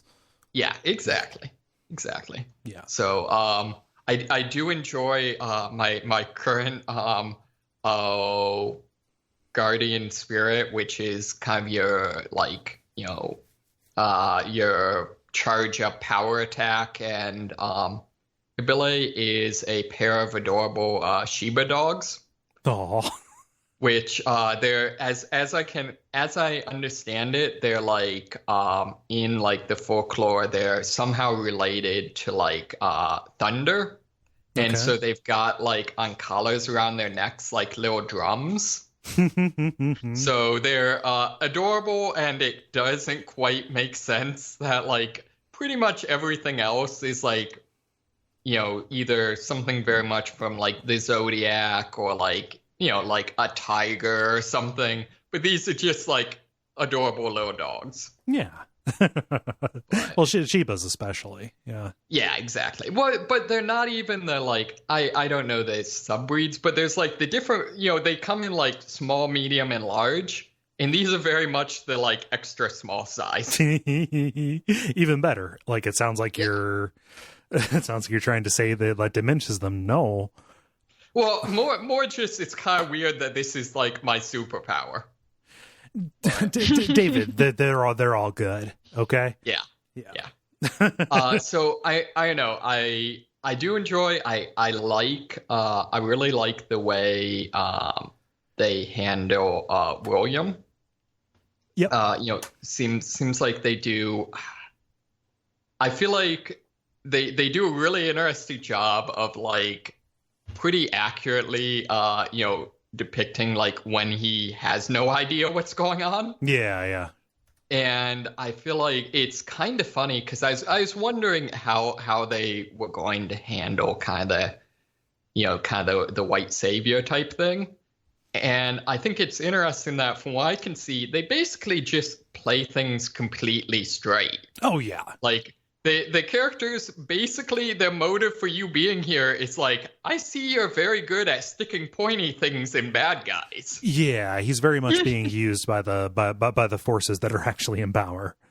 Right, exactly. Yeah. And like, and just things like something I enjoyed is like, instead of doing what a lot of things do, and like presenting like, oh, the samurai are these like semi-mystical like warriors and katanas can slice through tanks. Mm-hmm. They're just like, they very much, treat him as like, he's a European samurai. Like, like, that's literally what it is. It's just, that's their word for soldier, which is kind of the truth, Yeah, you're expendable. And if it works out, then hey. So I do love that the ninja dude, though, uses in order to determine how much time he has until like sunrise, just proceeds to like pull a cat out of his cloak and like check how its eyes like how its pupils like dilate to the light. Yeah, no, that's the A, that's adorable, and B, that's authentic, right? Like that's a part of ninja myth. Like, yeah, I don't know, like, I don't know if they actually did that, but like there is a lot of, like you said, a lot of myth that goes around that. And there was a lot of like,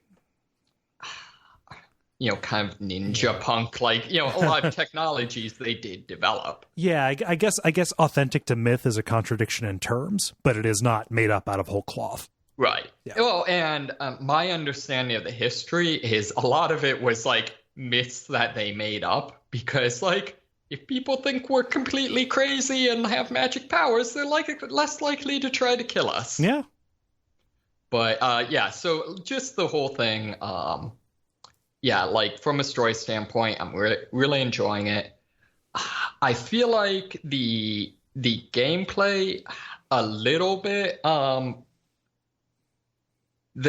I feel like there's some elements where, and I think this is kind of a ninja theory thing, in comparison to Dark Souls, I feel like there's not completely a understanding that like complicated and difficult are not the same as challenging. Yeah. So yeah, and so just there's a lot of mechanics that are very much more more Twitch style than I think's necessary. Yeah. How I want to make sure we don't get a correction or people saying you said Ninja Theory. You mean Team Ninja? Ninja Theory is the Senua's Sacrifice people. Oh, my bad. Yes. Yeah, no, it's totally understandable. They're both very, very generic game studio titles. Yeah. But just to make sure I'm like Team Ninja was DMC and Ninja Gaiden, right? No, Ninja Theory was DMC. Team Ninja was Ninja Gaiden. Okay, so I'm basically thinking of like a combination of my stereotypes of two different countries. Companies. So, yeah. I don't know. I mean, they're both Ninja Gaiden and DMC are character action games in a way that this kind of is, but it's mixed with Diablo and Dark Souls, so it's confused a little bit. Yeah, I do think I'd be interested to hear kind of what you're feeling on was the Revenant system. I think is interesting, where basically their equivalent of like the bloodstains from Dark Souls. In addition to like being very useful in figuring out what's going on ahead, you can basically choose to fight the person, and they'll drop a piece of their loot. And it makes it very easy to like ramp up your gear if you need. Yeah. So I thought that was very interesting in principle. I never felt like I was I never felt like I had my head above water enough to take a risk at that. Sure. So even though I appreciated the fact that it was there, it never felt worth the risk. Okay. Yeah. Yeah. See, I've actually done it a fair amount, although part of that is just, a lot of like, hey, if I'm next to their equivalent of the bonfire, like, that sort of thing. And I've also learned that like, there's some abilities that particularly abilities that manipulate stamina, the AI isn't good at dealing with. Yeah. But so I really enjoy that at least two of the enemies can straight up be defeated, quote unquote, by doing the right emotes at them. Talking about the kappas and so does the bow work on kappas? I think it does, but I could be remembering that incorrectly. So I like from Japanese folklore. That's the thing. I haven't actually tried it. Yeah. I know their equivalent of the mimics are basically these like badger monsters that I guess in the lore, like they're not really evil. They're just playful. Mm-hmm. And so they pop out and like will shapeshift into a person and do an emote. And if you do the same emote as them, they'll like be happy and like give you some items. If not, they'll like fight you. Yeah. But there's also the wall monsters are the other ones that are just kind of entertaining. Yeah, I love those things. Yeah, so I don't know. I'm pretty excited for Nioh 2. Like, despite having a couple of rough edges that I'm not a fan of, and also the fact that all we've seen of Nioh 2 is an animated title. Well, yeah. Well, I'm just saying. Yeah. The one thing I'm sure this isn't going to be it, but I am kind of interested in is you have your guardian spirits, and they're all like creatures from folklore, from Japanese folklore. Mm-hmm. But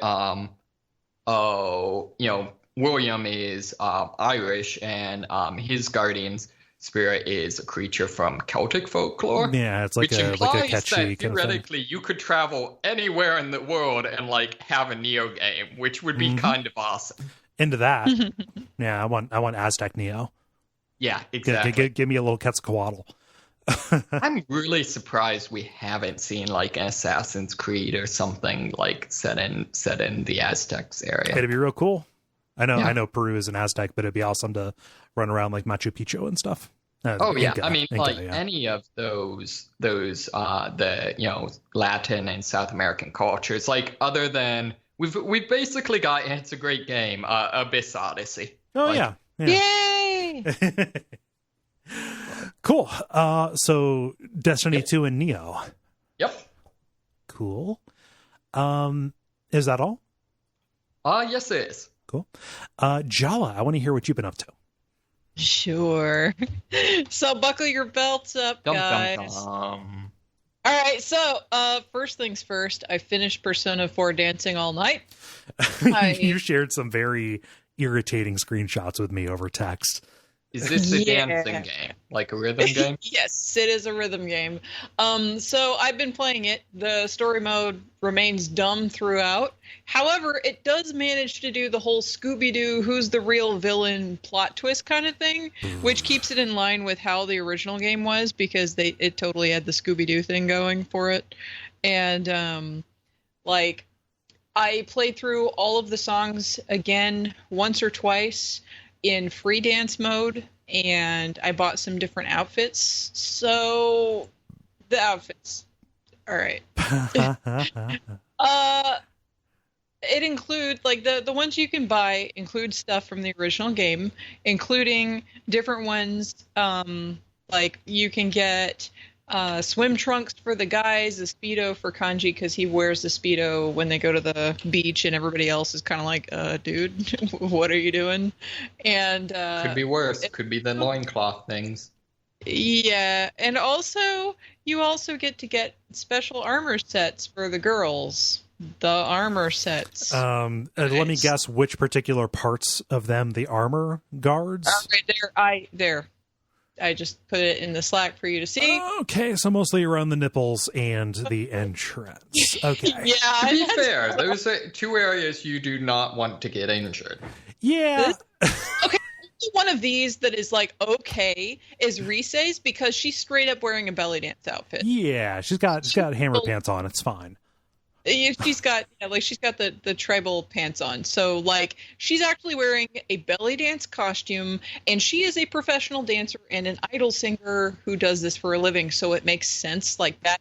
But like in the original game, she is a support character and she doesn't fight, so she doesn't have equipment, so she didn't have armor in the original game anyway, so you wouldn't have seen that in the original game. But like they had her one because all the other characters had one, but the other characters have like a thong and then like some kind of a top covering at least nipples. Anyway, these literally aren't even like boob plate. Like where's the one, the chi or whatever? Yeah. I'm pretty sure I've seen that in for some street fair. Like, this isn't even armor. Yeah, Chie is very weird in that there's a lot of her cover. She's wearing like trunks instead of just like a straight up like G-string or whatever. But she's got weird, almost like a Borat swimming suit kind of thing going almost up and around like her. a latex type like fetish thing. Yeah, except she's got hip windows, which is very strange. Yeah. So, and also, guys, like, I've never thought of my belly dance attire being armor before. It's just a fucking gross distinction that they call this armor. Yeah. But no, yeah. it's fan candy, is what it is. Like, it's What makes it worse, though, is that per Secret Agent Man, in the original game, none of the girls want to wear the special armor, and they say that they don't want to wear it. So it's against their will, and you are making them wear this outfit that they don't want to wear and be all exposed and shit. Fucking gross, man. Yeah, super gross. And then you can also buy DLC to unlock female bikinis and then the cross-dressing outfits for the boys from the cross-dressing festival that happened. And remember how gross that was when I talked about it? Treated very dicily, yeah. I say gross because they were treating it so terribly in the whole thing. So I was like, oh, that's terrible. Which is weird because, like, isn't my understanding is the Persona series is like known for being fairly progressive overall, right? It's got a dicey kind of history, specifically with gender related stuff is the thing. Yeah. And that's the main thing. So well, anyway, hey, Jala, before we move on, why did Naoto's kind of thigh high stockings have collars on them? Naoto's, I don't know, because like she wears a You collared gotta shirt. keep it classy. I Yeah. don't know. Although, like, honestly, they force her to be gendered female all the time, although she is very uncomfortable being a she in the original Yeah. game. And so, like, in my mind, she's actually trans, not supposed to be, like... Right. That's one of the ones they backed off of, right? Yeah, it's one of the ones they backed off of when I had that big rant that I went off about with this whole thing. But anyway, yeah, like, I don't know, because Naoto originally dresses as a boy, Right. and is uncomfortable being referred to as a female. Yeah. So I just like, instead of having garters, she's got lapels, which is very odd. Yeah. I At don't least know. she hasn't popped the collar. Well, anyway, so moving on from the grossness of that. Anyway, Yeah, it's really weird. Yeah, all the characters, though, have specific songs that they're programmed to dance to, and specific partners that will dance to those songs with them, and you can't freely select. So while I understand that they wanted the song and the dancer's personality to match up and stuff, it would have been way more fun, and it would encourage me a lot more to play it if, for example, I got to see Kanji, who headbangs most of the time, thrown on the stage with, like, Yukiko's slow, girly music, just to see what he would do. Like, WWKD, what would Kanji do? Yeah. You know, like, I want to know for real, what would he do if he was thrown in on that kind of a song, or what? Limiting that seems super lazy to me. Yeah, it's really limited, and that's unfortunate, because if I could play as any character with any song, I would totally intentionally play the same song over and over again with everybody, just to see what their moves are, what they do differently, and all that stuff. So that's kind of unfortunate.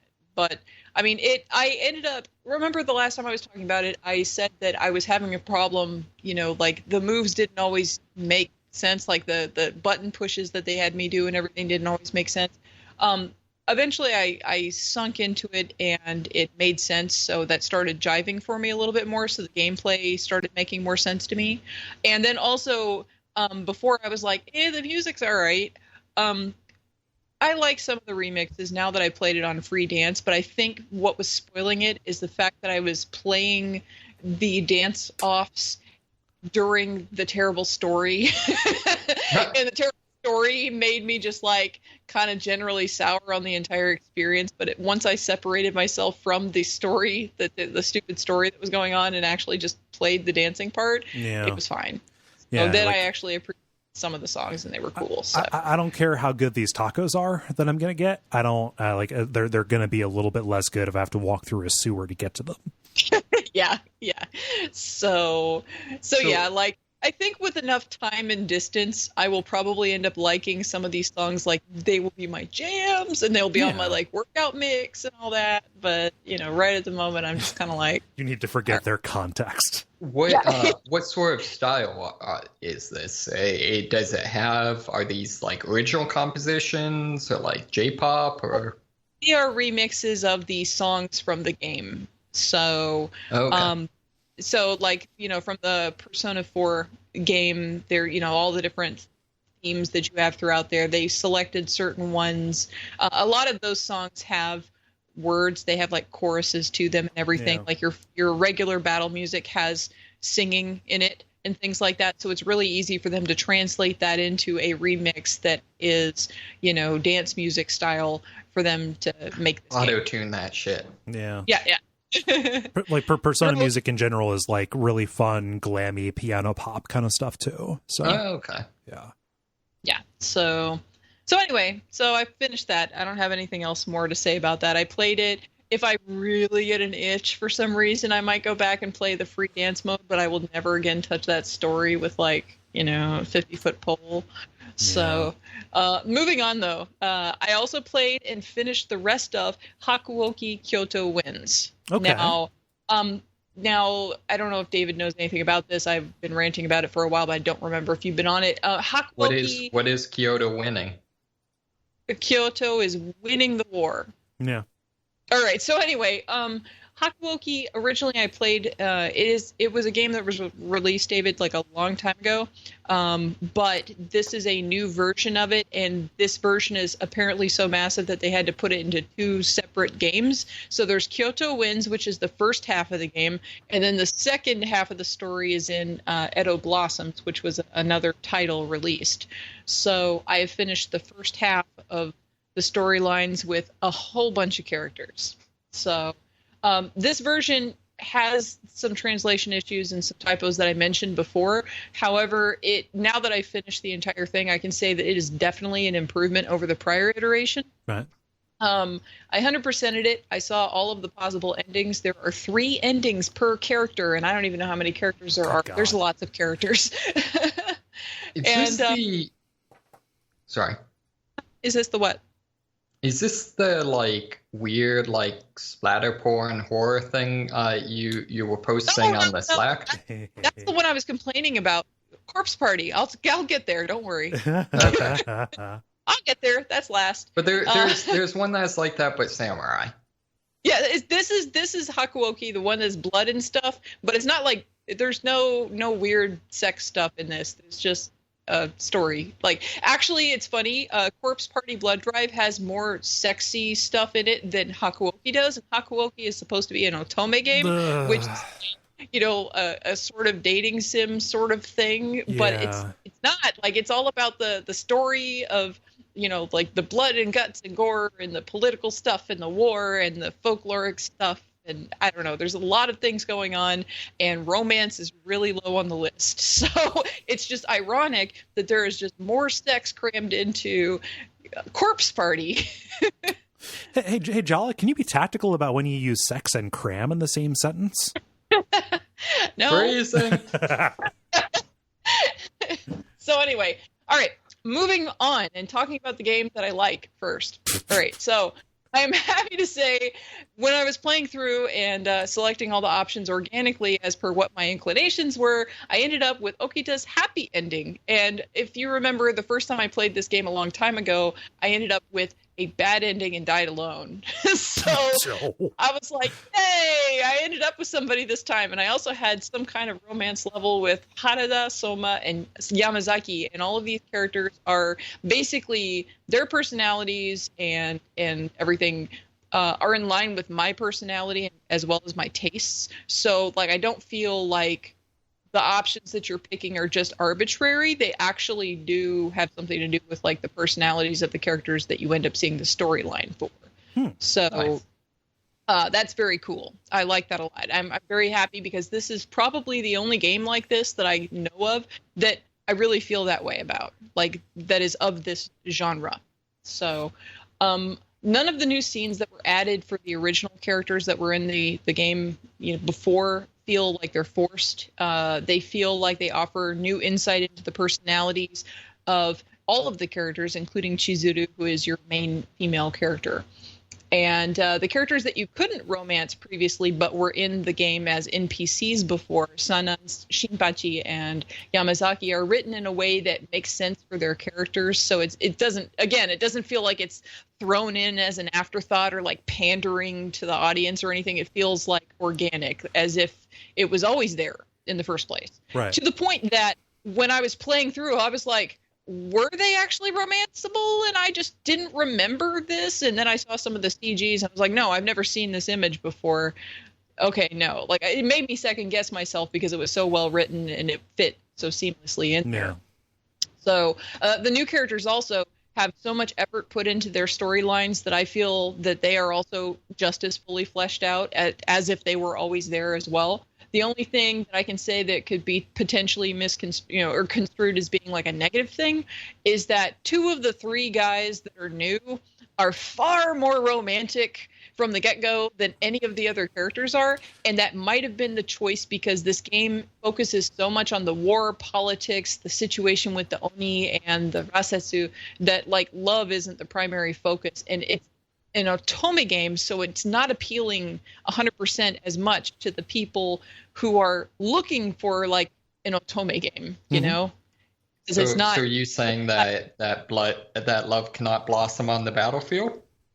I'm saying that love blossoms on the battlefield, but it takes second shrift, to all the other shit go. Like, okay, if somebody's pointing a sword at you and you are turned into a vampire creature, that's kind of a little bit more pressing. Yeah. So yeah. You apparently don't read the same fan fiction I do. I don't read fanfic. Anyway, moving right along. There are two characters, and I really wanted to cover this point. There are two characters who are always villains in every storyline except their own. There are Chikage Kazama, who is an Oni Lord, and Ryoma Sakamoto, who is neither an imperialist nor part of the Bakufu, or the shogunate.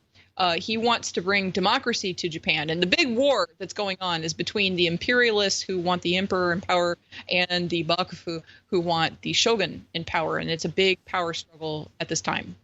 And he is like a third party who wants to, democratize Japan. So he's seen as a traitor. He's seen as a traitor to everybody. Like the emperor sees him as a traitor, the Bakufu sees him as a traitor, everybody sees him as like a double-crossing, terrible person because he's playing both sides and trying to, weaken both ends of the party so that way he can introduce a new leader to bring democracy. So it's kind of inciting a populist uprising so that he himself can assert power. Although, like, he's not necessarily wanting to be, like, the head of the state or anything. He just wants to, get people out of their archaic ways because he is aware of how Britain did China and what's going on in the world, all the different world powers. And he knows that Japan is not going to be able to have a footing unless they modernize and, democratize and get out of their prior way of being, because that is no longer applicable in the world that they're situated in now. And so he's got like a global view of things, whereas everybody else is very much, like Japan centric, to the point that they don't even consider the rest of the world. They're just like, oh, well, we'll figure it out. Yeah. Well, like if Russia comes to you and wants to invade you with their black ships, as they're called in this game, then you with your swords are not going to be able to win against these guns, That's just how that's going to work. And, so he is more loyal to Japan as like a nation surviving in the world, whereas everybody else is just like, loyal to their traditions, whichever ones they may be. So Kazama, meanwhile, the Oni Lord, is shown as being an all-out horrible evil enemy. And both of these storylines do a really phenomenal job of just showing their perspectives well enough that even if you don't like the characters, you understand where they're coming from. I appreciated this really the most strongly with Kazama, the Oni guy, because he has added scenes, especially like in this version of the game, that show him to be capable of warmth and kindness in a way that he's never been shown to have before. And as an Oni, to explain his point of view, Kazama is long-lived. He views political struggles as transient and the fighting to be pointless. He looks down on humans because they make all of these beautiful, wonderful things, and then they destroy them just as easily over power and money and, all these other reasons, selfish reasons or whatever. And he refers to the entire war that's going on as a footnote. He's basically cold and ruthless, but it's because he's so far removed from the human world that he has like a really strong layer of separation between him and humans. Like he doesn't even see himself as being related. Mm-hmm. He's arrogant because he's so strong. He's such a powerful demon that nobody else can touch him, even other Oni and humans and everything like that. And he has problems, but he also has that he will take the time to consider Chizuru's stance and gives her praise for her strength of heart and her loyalty, even when he thinks that she's wrong and like being loyal to the Shinsengumi or something. He will still, praise her, even if he, is like, no, you don't understand yet. And he's actually pretty sympathetic and patient and even comforting to Chizuru in a way that some of the other guys fail to be because they're so wrapped up in what's going on with them and with the shogunate and all of that. So I know I'm going on about it, but that's because I really hated his character in the original game. And in this iteration, they've done so much to make his motivations and his reasoning intelligible to where, like, he's not my favorite, but he's tolerable. You know, like, I can understand where he's coming from, even if he is a horrible, horrible guy for, you know, most of the rest of the game. Yeah, the remake made him a 180. Yeah. Yeah, and I'm actually really excited to play the second half of the story. It's been 3 years since I played the original game, and they've added so much to it that I'm excited, really excited to play the rest of it. Nice. So, yeah, it's cool. It's complex. I really would love to talk about all the individual things going on, but I've been posting copiously to Twitter. I'm sorry to all my Twitter followers who care, but, you know, like, I make my funny comments about, you know, silly things that happen, and I also show some of the cool story beats as well. So they do a really good job with this game. So, nice. Anyway, is the second half out? Like, is that something you can grab a hold of? It's out. Thing that was released in March, so it is out. I can buy it. It is fine. I will get Edo Blossoms, and I will continue playing Hakuoki. So cool. However, in the meantime, I picked up Corpse Party Blood Drive again. Knives out. You skipped you got past the ghost stealth. Yeah, boy, was it rough to get back to this game. I went from this wonderfully improved and expanded iteration of a game that I really like. You know, I really love, actually. I got from that to, well, all right. This is about the point where you should probably get your popcorn. Okay. So, I didn't tell you to do this, so you can't flip the table at me. I'm just going to be over here. Oh, no. This is not your fault. But also, like, you got to hear about this because, you know, you liked the first Corpse Party. You're somewhere in the second game. You need to be yourself for this one. Okay. So I know I talk about it every time, but the Miiverse is really not the place for this game. The 3D the 3D chibi designs, yeah. Because here's this anatomical model that's supposed to be all scary and shit, and here's me not being impressed by this anatomical model chasing after you in the story. Like I linked an image to this. Yeah, it's on your Twitter. It looks like a little kid with half of his skin missing, which is a description that sounds fucked up and scary, but in the image it is decidedly not. And not only that, but they had the modesty to give him some pants. Oh, cool. Like, yeah, okay. Why does he have pants on? I mean, he's an anatomical model. Well, whatever. That's a shame. So this game also should never have been dropped into Unity or turned into an action style game, at least not the way that they did it, because boy does it suck. Like the style is not working with this. Right now I'm in a part in the game when I've got 2 and 3 ghosts chasing me at once, and it's bad. It's just bad. And then the artist in this game apparently is different from previous and basically makes everybody look like they're 12, and it really doesn't work for me. Like the image that I show here does not look the worst ever. Like I'll have to pull up my Twitter so I can show you. What it reminds me of, sir, back when I did the original Corpse Party for Hexcrank, I thought, hey, I'll fire up the Steam version. And I got off Humble thinking, it's going to be good. And then like everything was far more juvenile. I wonder if they got the same artist to do this. I was wondering because they look like, I don't even know. They don't even look like they're prepubescent. They look like they are just like single digit numbers for their age, some of them. So yeah. And somehow it ended up with all this weird sexual shit in it. Like, all right. Those two things should not mix. Continue. No, I know. That's why I put them in there. I told you this. So, all right.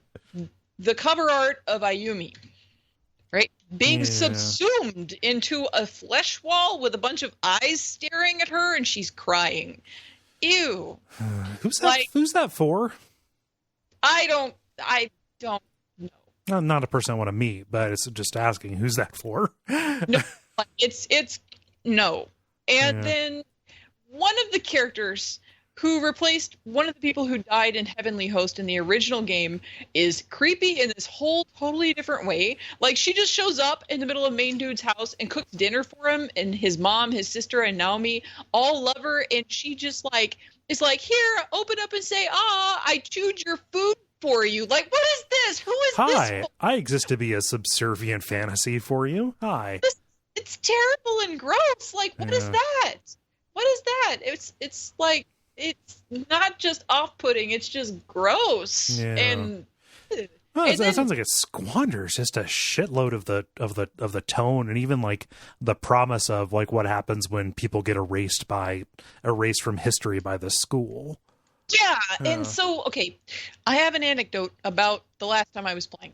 All right, so Ayumi and Yoshiki end up outside of the building. They are in the courtyard. Yoshiki saves Ayumi from a trap by pulling her away from the trap bodily, all right? And of course, this means that he ends up falling on top of her. And she freaks out and starts screaming, no, I don't want this. Like, he's trying to force her into having sex or something. And it's like, how does that even make any sense? Because he was just saving you from a fucking trap. Like, what? And then after that, they go back inside and they're soaking wet, all right? And they find this conveniently clean and dry towel just hanging there. And so she grabs it and she's like, okay, here, you can wipe off first. And he freaks out. And then she eventually tells him, okay, well, when you're done, give me the towel and I want to dry my hair because it's like a wet mop right now. And then he's like wigging out and thinking to himself that, I don't know why I thought that she meant that she wanted me to rub her down. And I'm like, what? Where did this come from? What is this? And they have some sexual tension and romance going on between them, and they have since the first game. But this is like the new Heavenly Host in this game is like making them do weird shit that could potentially end up really fucking gross depending upon what they do with it. Yeah. And I'm not into it. I'm just not whatever this is that is happening right now in this game. My inclination is to say fucking yuck, but like that kind of makes it sound like I'm doing the usual like, oh, anime's sex tropes are weird and off-putting to me. Like that just sounds like it'd be boring. Kind of like what's this add up to? Like who is this entertaining to? Well, this is not what I'm in this game for. No, like, all right. Me going to this game, I want to see like the scary stuff. I want to see the tension. I want to have like all this stuff happen. The Miiverse and these weird little, small children, children-looking people, having all these weird conversations about sex things. It's very disconcerting and upsetting to me. Like I'm not happy with that. And on top of that, the menu slowdown and the load times are really irritating. It's just like a second between things, but if you go out of the menu and then you need to jump back in for some reason, it feels like a burden because it takes a minute before it gets back in. Yeah, loads back up. Yeah. And not that you're in menus a whole lot, but I don't want to be like, I don't want it to be an ordeal to go and save the game or to check what name tags I've picked up or what the health of my characters is, because you have to go into the menu to see the health bar. You don't have a health bar on the screen. Wait, so how does a health bar work? Isn't this a visual novel? No, this one is not. This is an action style game where you hide, you pick up items, you can actually use items on things. There are ghosts that come after you and kill you. There are things that you can run into stuff that will hurt you in the world and things. So no, this is a little bit more action oriented, and you actually have to hide and dodge ghosts and stuff like that. Like it's more involved. And the problem is it shouldn't have been this way. They messed it up when they did this. Oh, so even from like a gameplay standpoint. Yeah, because right now I've got 2, sometimes 3 ghosts follow me at a time around everywhere. And if they touch me, it just hurts automatically. Yeah. There's not you can get a talisman to make them instantly burn up and disappear, but then another one will come in their place, and you can't replenish talismans. They're not just hanging out all over the place, Okay. And So, like, you only come across them every once in a while, the talismans. And so the only way to really get rid of the ghosts is to go hide in a closet or something and then wait for them to leave and hopefully time it properly. And then they respawn anyway, so there's not really much of a point. And if you are in a small space and then you have 3 of them on you, that can fuck you up. So, that's not... That sounds terrible. The one saving grace, though, is that, like, if you load the game, then the ghosts reset from wherever they came from. So, like, there have been a few times where I was in a situation where I'm like, okay, I took a lot of damage from these things. I don't want to jack with it. And I just, like, load the game again and then play that part again. And then it'd be fine. I wouldn't even get hurt the next time because the ghosts are somewhere else. So, yeah, it's stupid. So, and there's also plot inconsistencies, okay? In the first game, at the end of the game, when Sachiko is gone, the spirits tell you that the school is going to rebuild itself and make a new Sachiko, who is like the nexus, the whole mastermind of this whole heavenly host hell world. The little girl who's kind of suffering formed the linchpin of this. Yes. Yeah. Well, the school did rebuild itself, but the whole remaking Sachiko thing is out the window, and what they replace it with is so unnecessarily strange and complicated that I'm just like dying to tell somebody about it because it's crazy. It's just crazy talk. I'm just like, oh, I would have never guessed this in a million years that this is how you're going to be rolling now. Yeah. And it's nuts. I don't know. I want to tell somebody about it, but I can't without spoiling. Yeah. So, they're basically trying to do too much with this game. Now, not only is it the main characters, but also there's these other groups. There's the Wiccan Institute and then the Martubas, and they want into Heavenly Host for reasons nobody has actually explained, and they have different powers and abilities that are also not explained, and there are enmities and rivalries that haven't been explained, and we've had to go back a bit in the Shinozaki family tree as well, like Ayumi's family tree as well, some of the storyline and stuff. And so there are a total of 11 chapters, chapters 0 through 10. I'm halfway through chapter 4, so I'm just a little bit shy of halfway through the game. By now, I should have an inkling of what's going on. Yeah. Halfway through the game, I should have an idea, but I don't know what's going on right now. No, exactly. This sounds like horse garbage. So I'm pretty upset. And I will continue to play it, and I will finish it in the hopes that they will turn it all around. But I'm really not willing to bet that they will. And it's sad because I really, really love the first game, and the second game is actually, pretty decent with a couple of exceptions. So, like, I don't know what the hell they did. I don't know what they did, but they wrecked it. And it's a trash fire, and I'm just going to keep playing it until it's done, so I can verify that it continues to be a trash fire. And when I'm done with that, no one else will need to play it. go and witness. Yes. So I was very upset about this. Sucky. Yeah. Huh. So I don't know. Especially after coming off of, wow, this is such a great reiteration, like a new version of this Hakuoki game that I like so much. And wow, I remember why I love this game and all this other stuff. And then I'm like, okay, Corpse Party. I remember I liked a Corpse Party. Let me go back into this game. I can get past that ghost. Holy fuck, what's going on?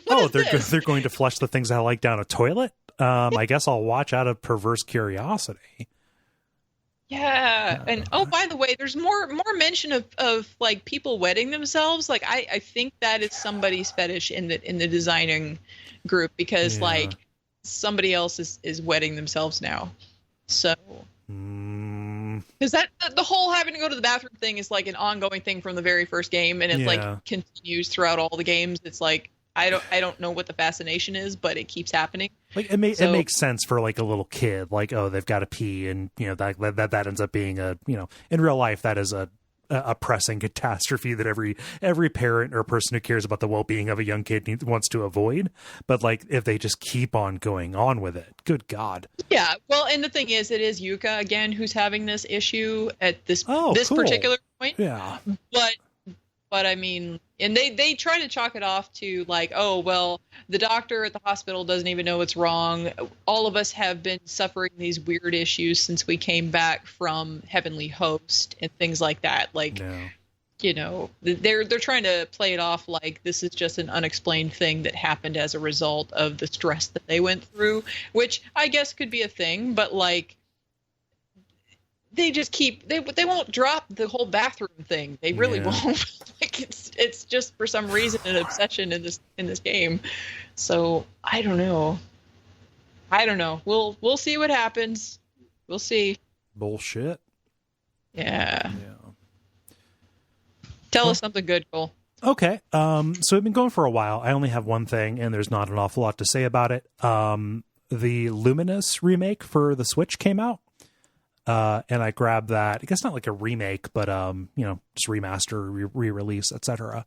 That is the kind of rhythm-based dropping block puzzle game by the guy who made Rez. Initially came out for the PSP, had a bunch of different re-releases, etc. The one that I played was on the 360.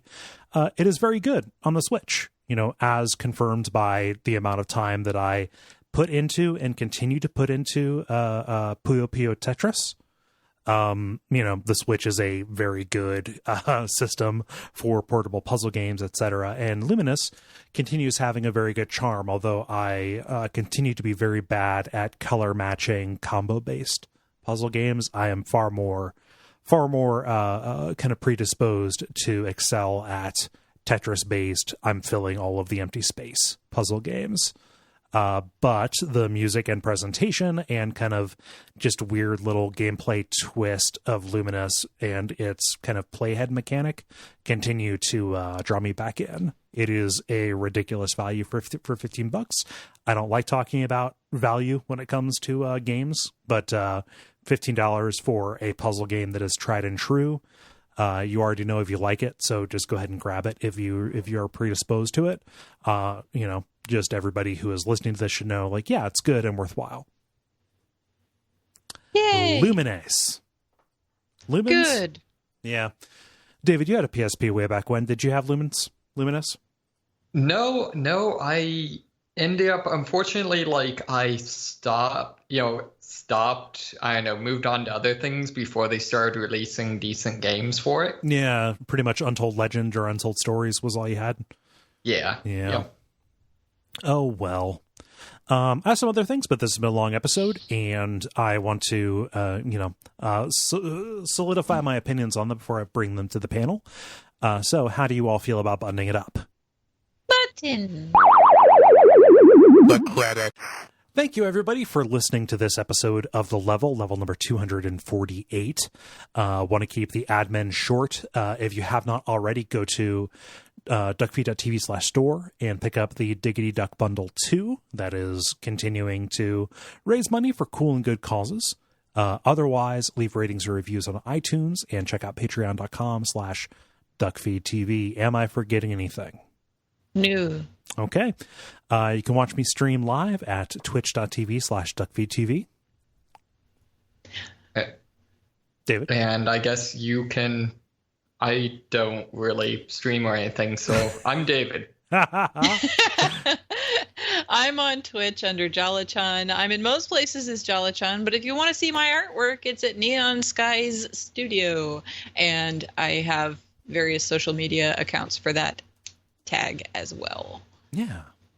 And stick around for some titles.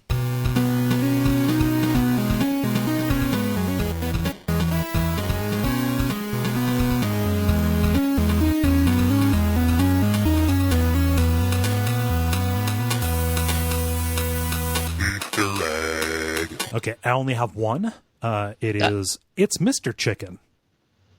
I have three. I have three, although one of them I don't like as much. Okay. But I still wrote it down anyway because I know that you like it. Continue. So, fill me up like a carnival clown. That's my favorite. I'm rooting for that one. Lovers in a Dangerous Warframe. That's the one I don't like so much. Okay. And then bread printer. Okay. So I just had one. I had Huckster Supreme. Referring to Molyneux? Yep. Yeah. I would vote for Mr. Chicken personally, but these have all been pretty good. Jala, how do you feel about It's Mr. Chicken? No? I don't really like it so much, but Okay. you guys were so tickled by it. I mean, whatever. Majority rule, I guess. David, how do you feel about Bread Printer? I can go with Bread Printer. Okay. Let's do that. That is one that we are all amiable to. Okay. Okay. And that when we inevitably revive the pitch, that'll be the first episode, right? Yep. Starch cartridge. Okay, well, I'm going to go to bed because I have a long day tomorrow. I do too. Yeah. Every day. Every day is a long day. All right. Take care, everybody. Thank you. Night night.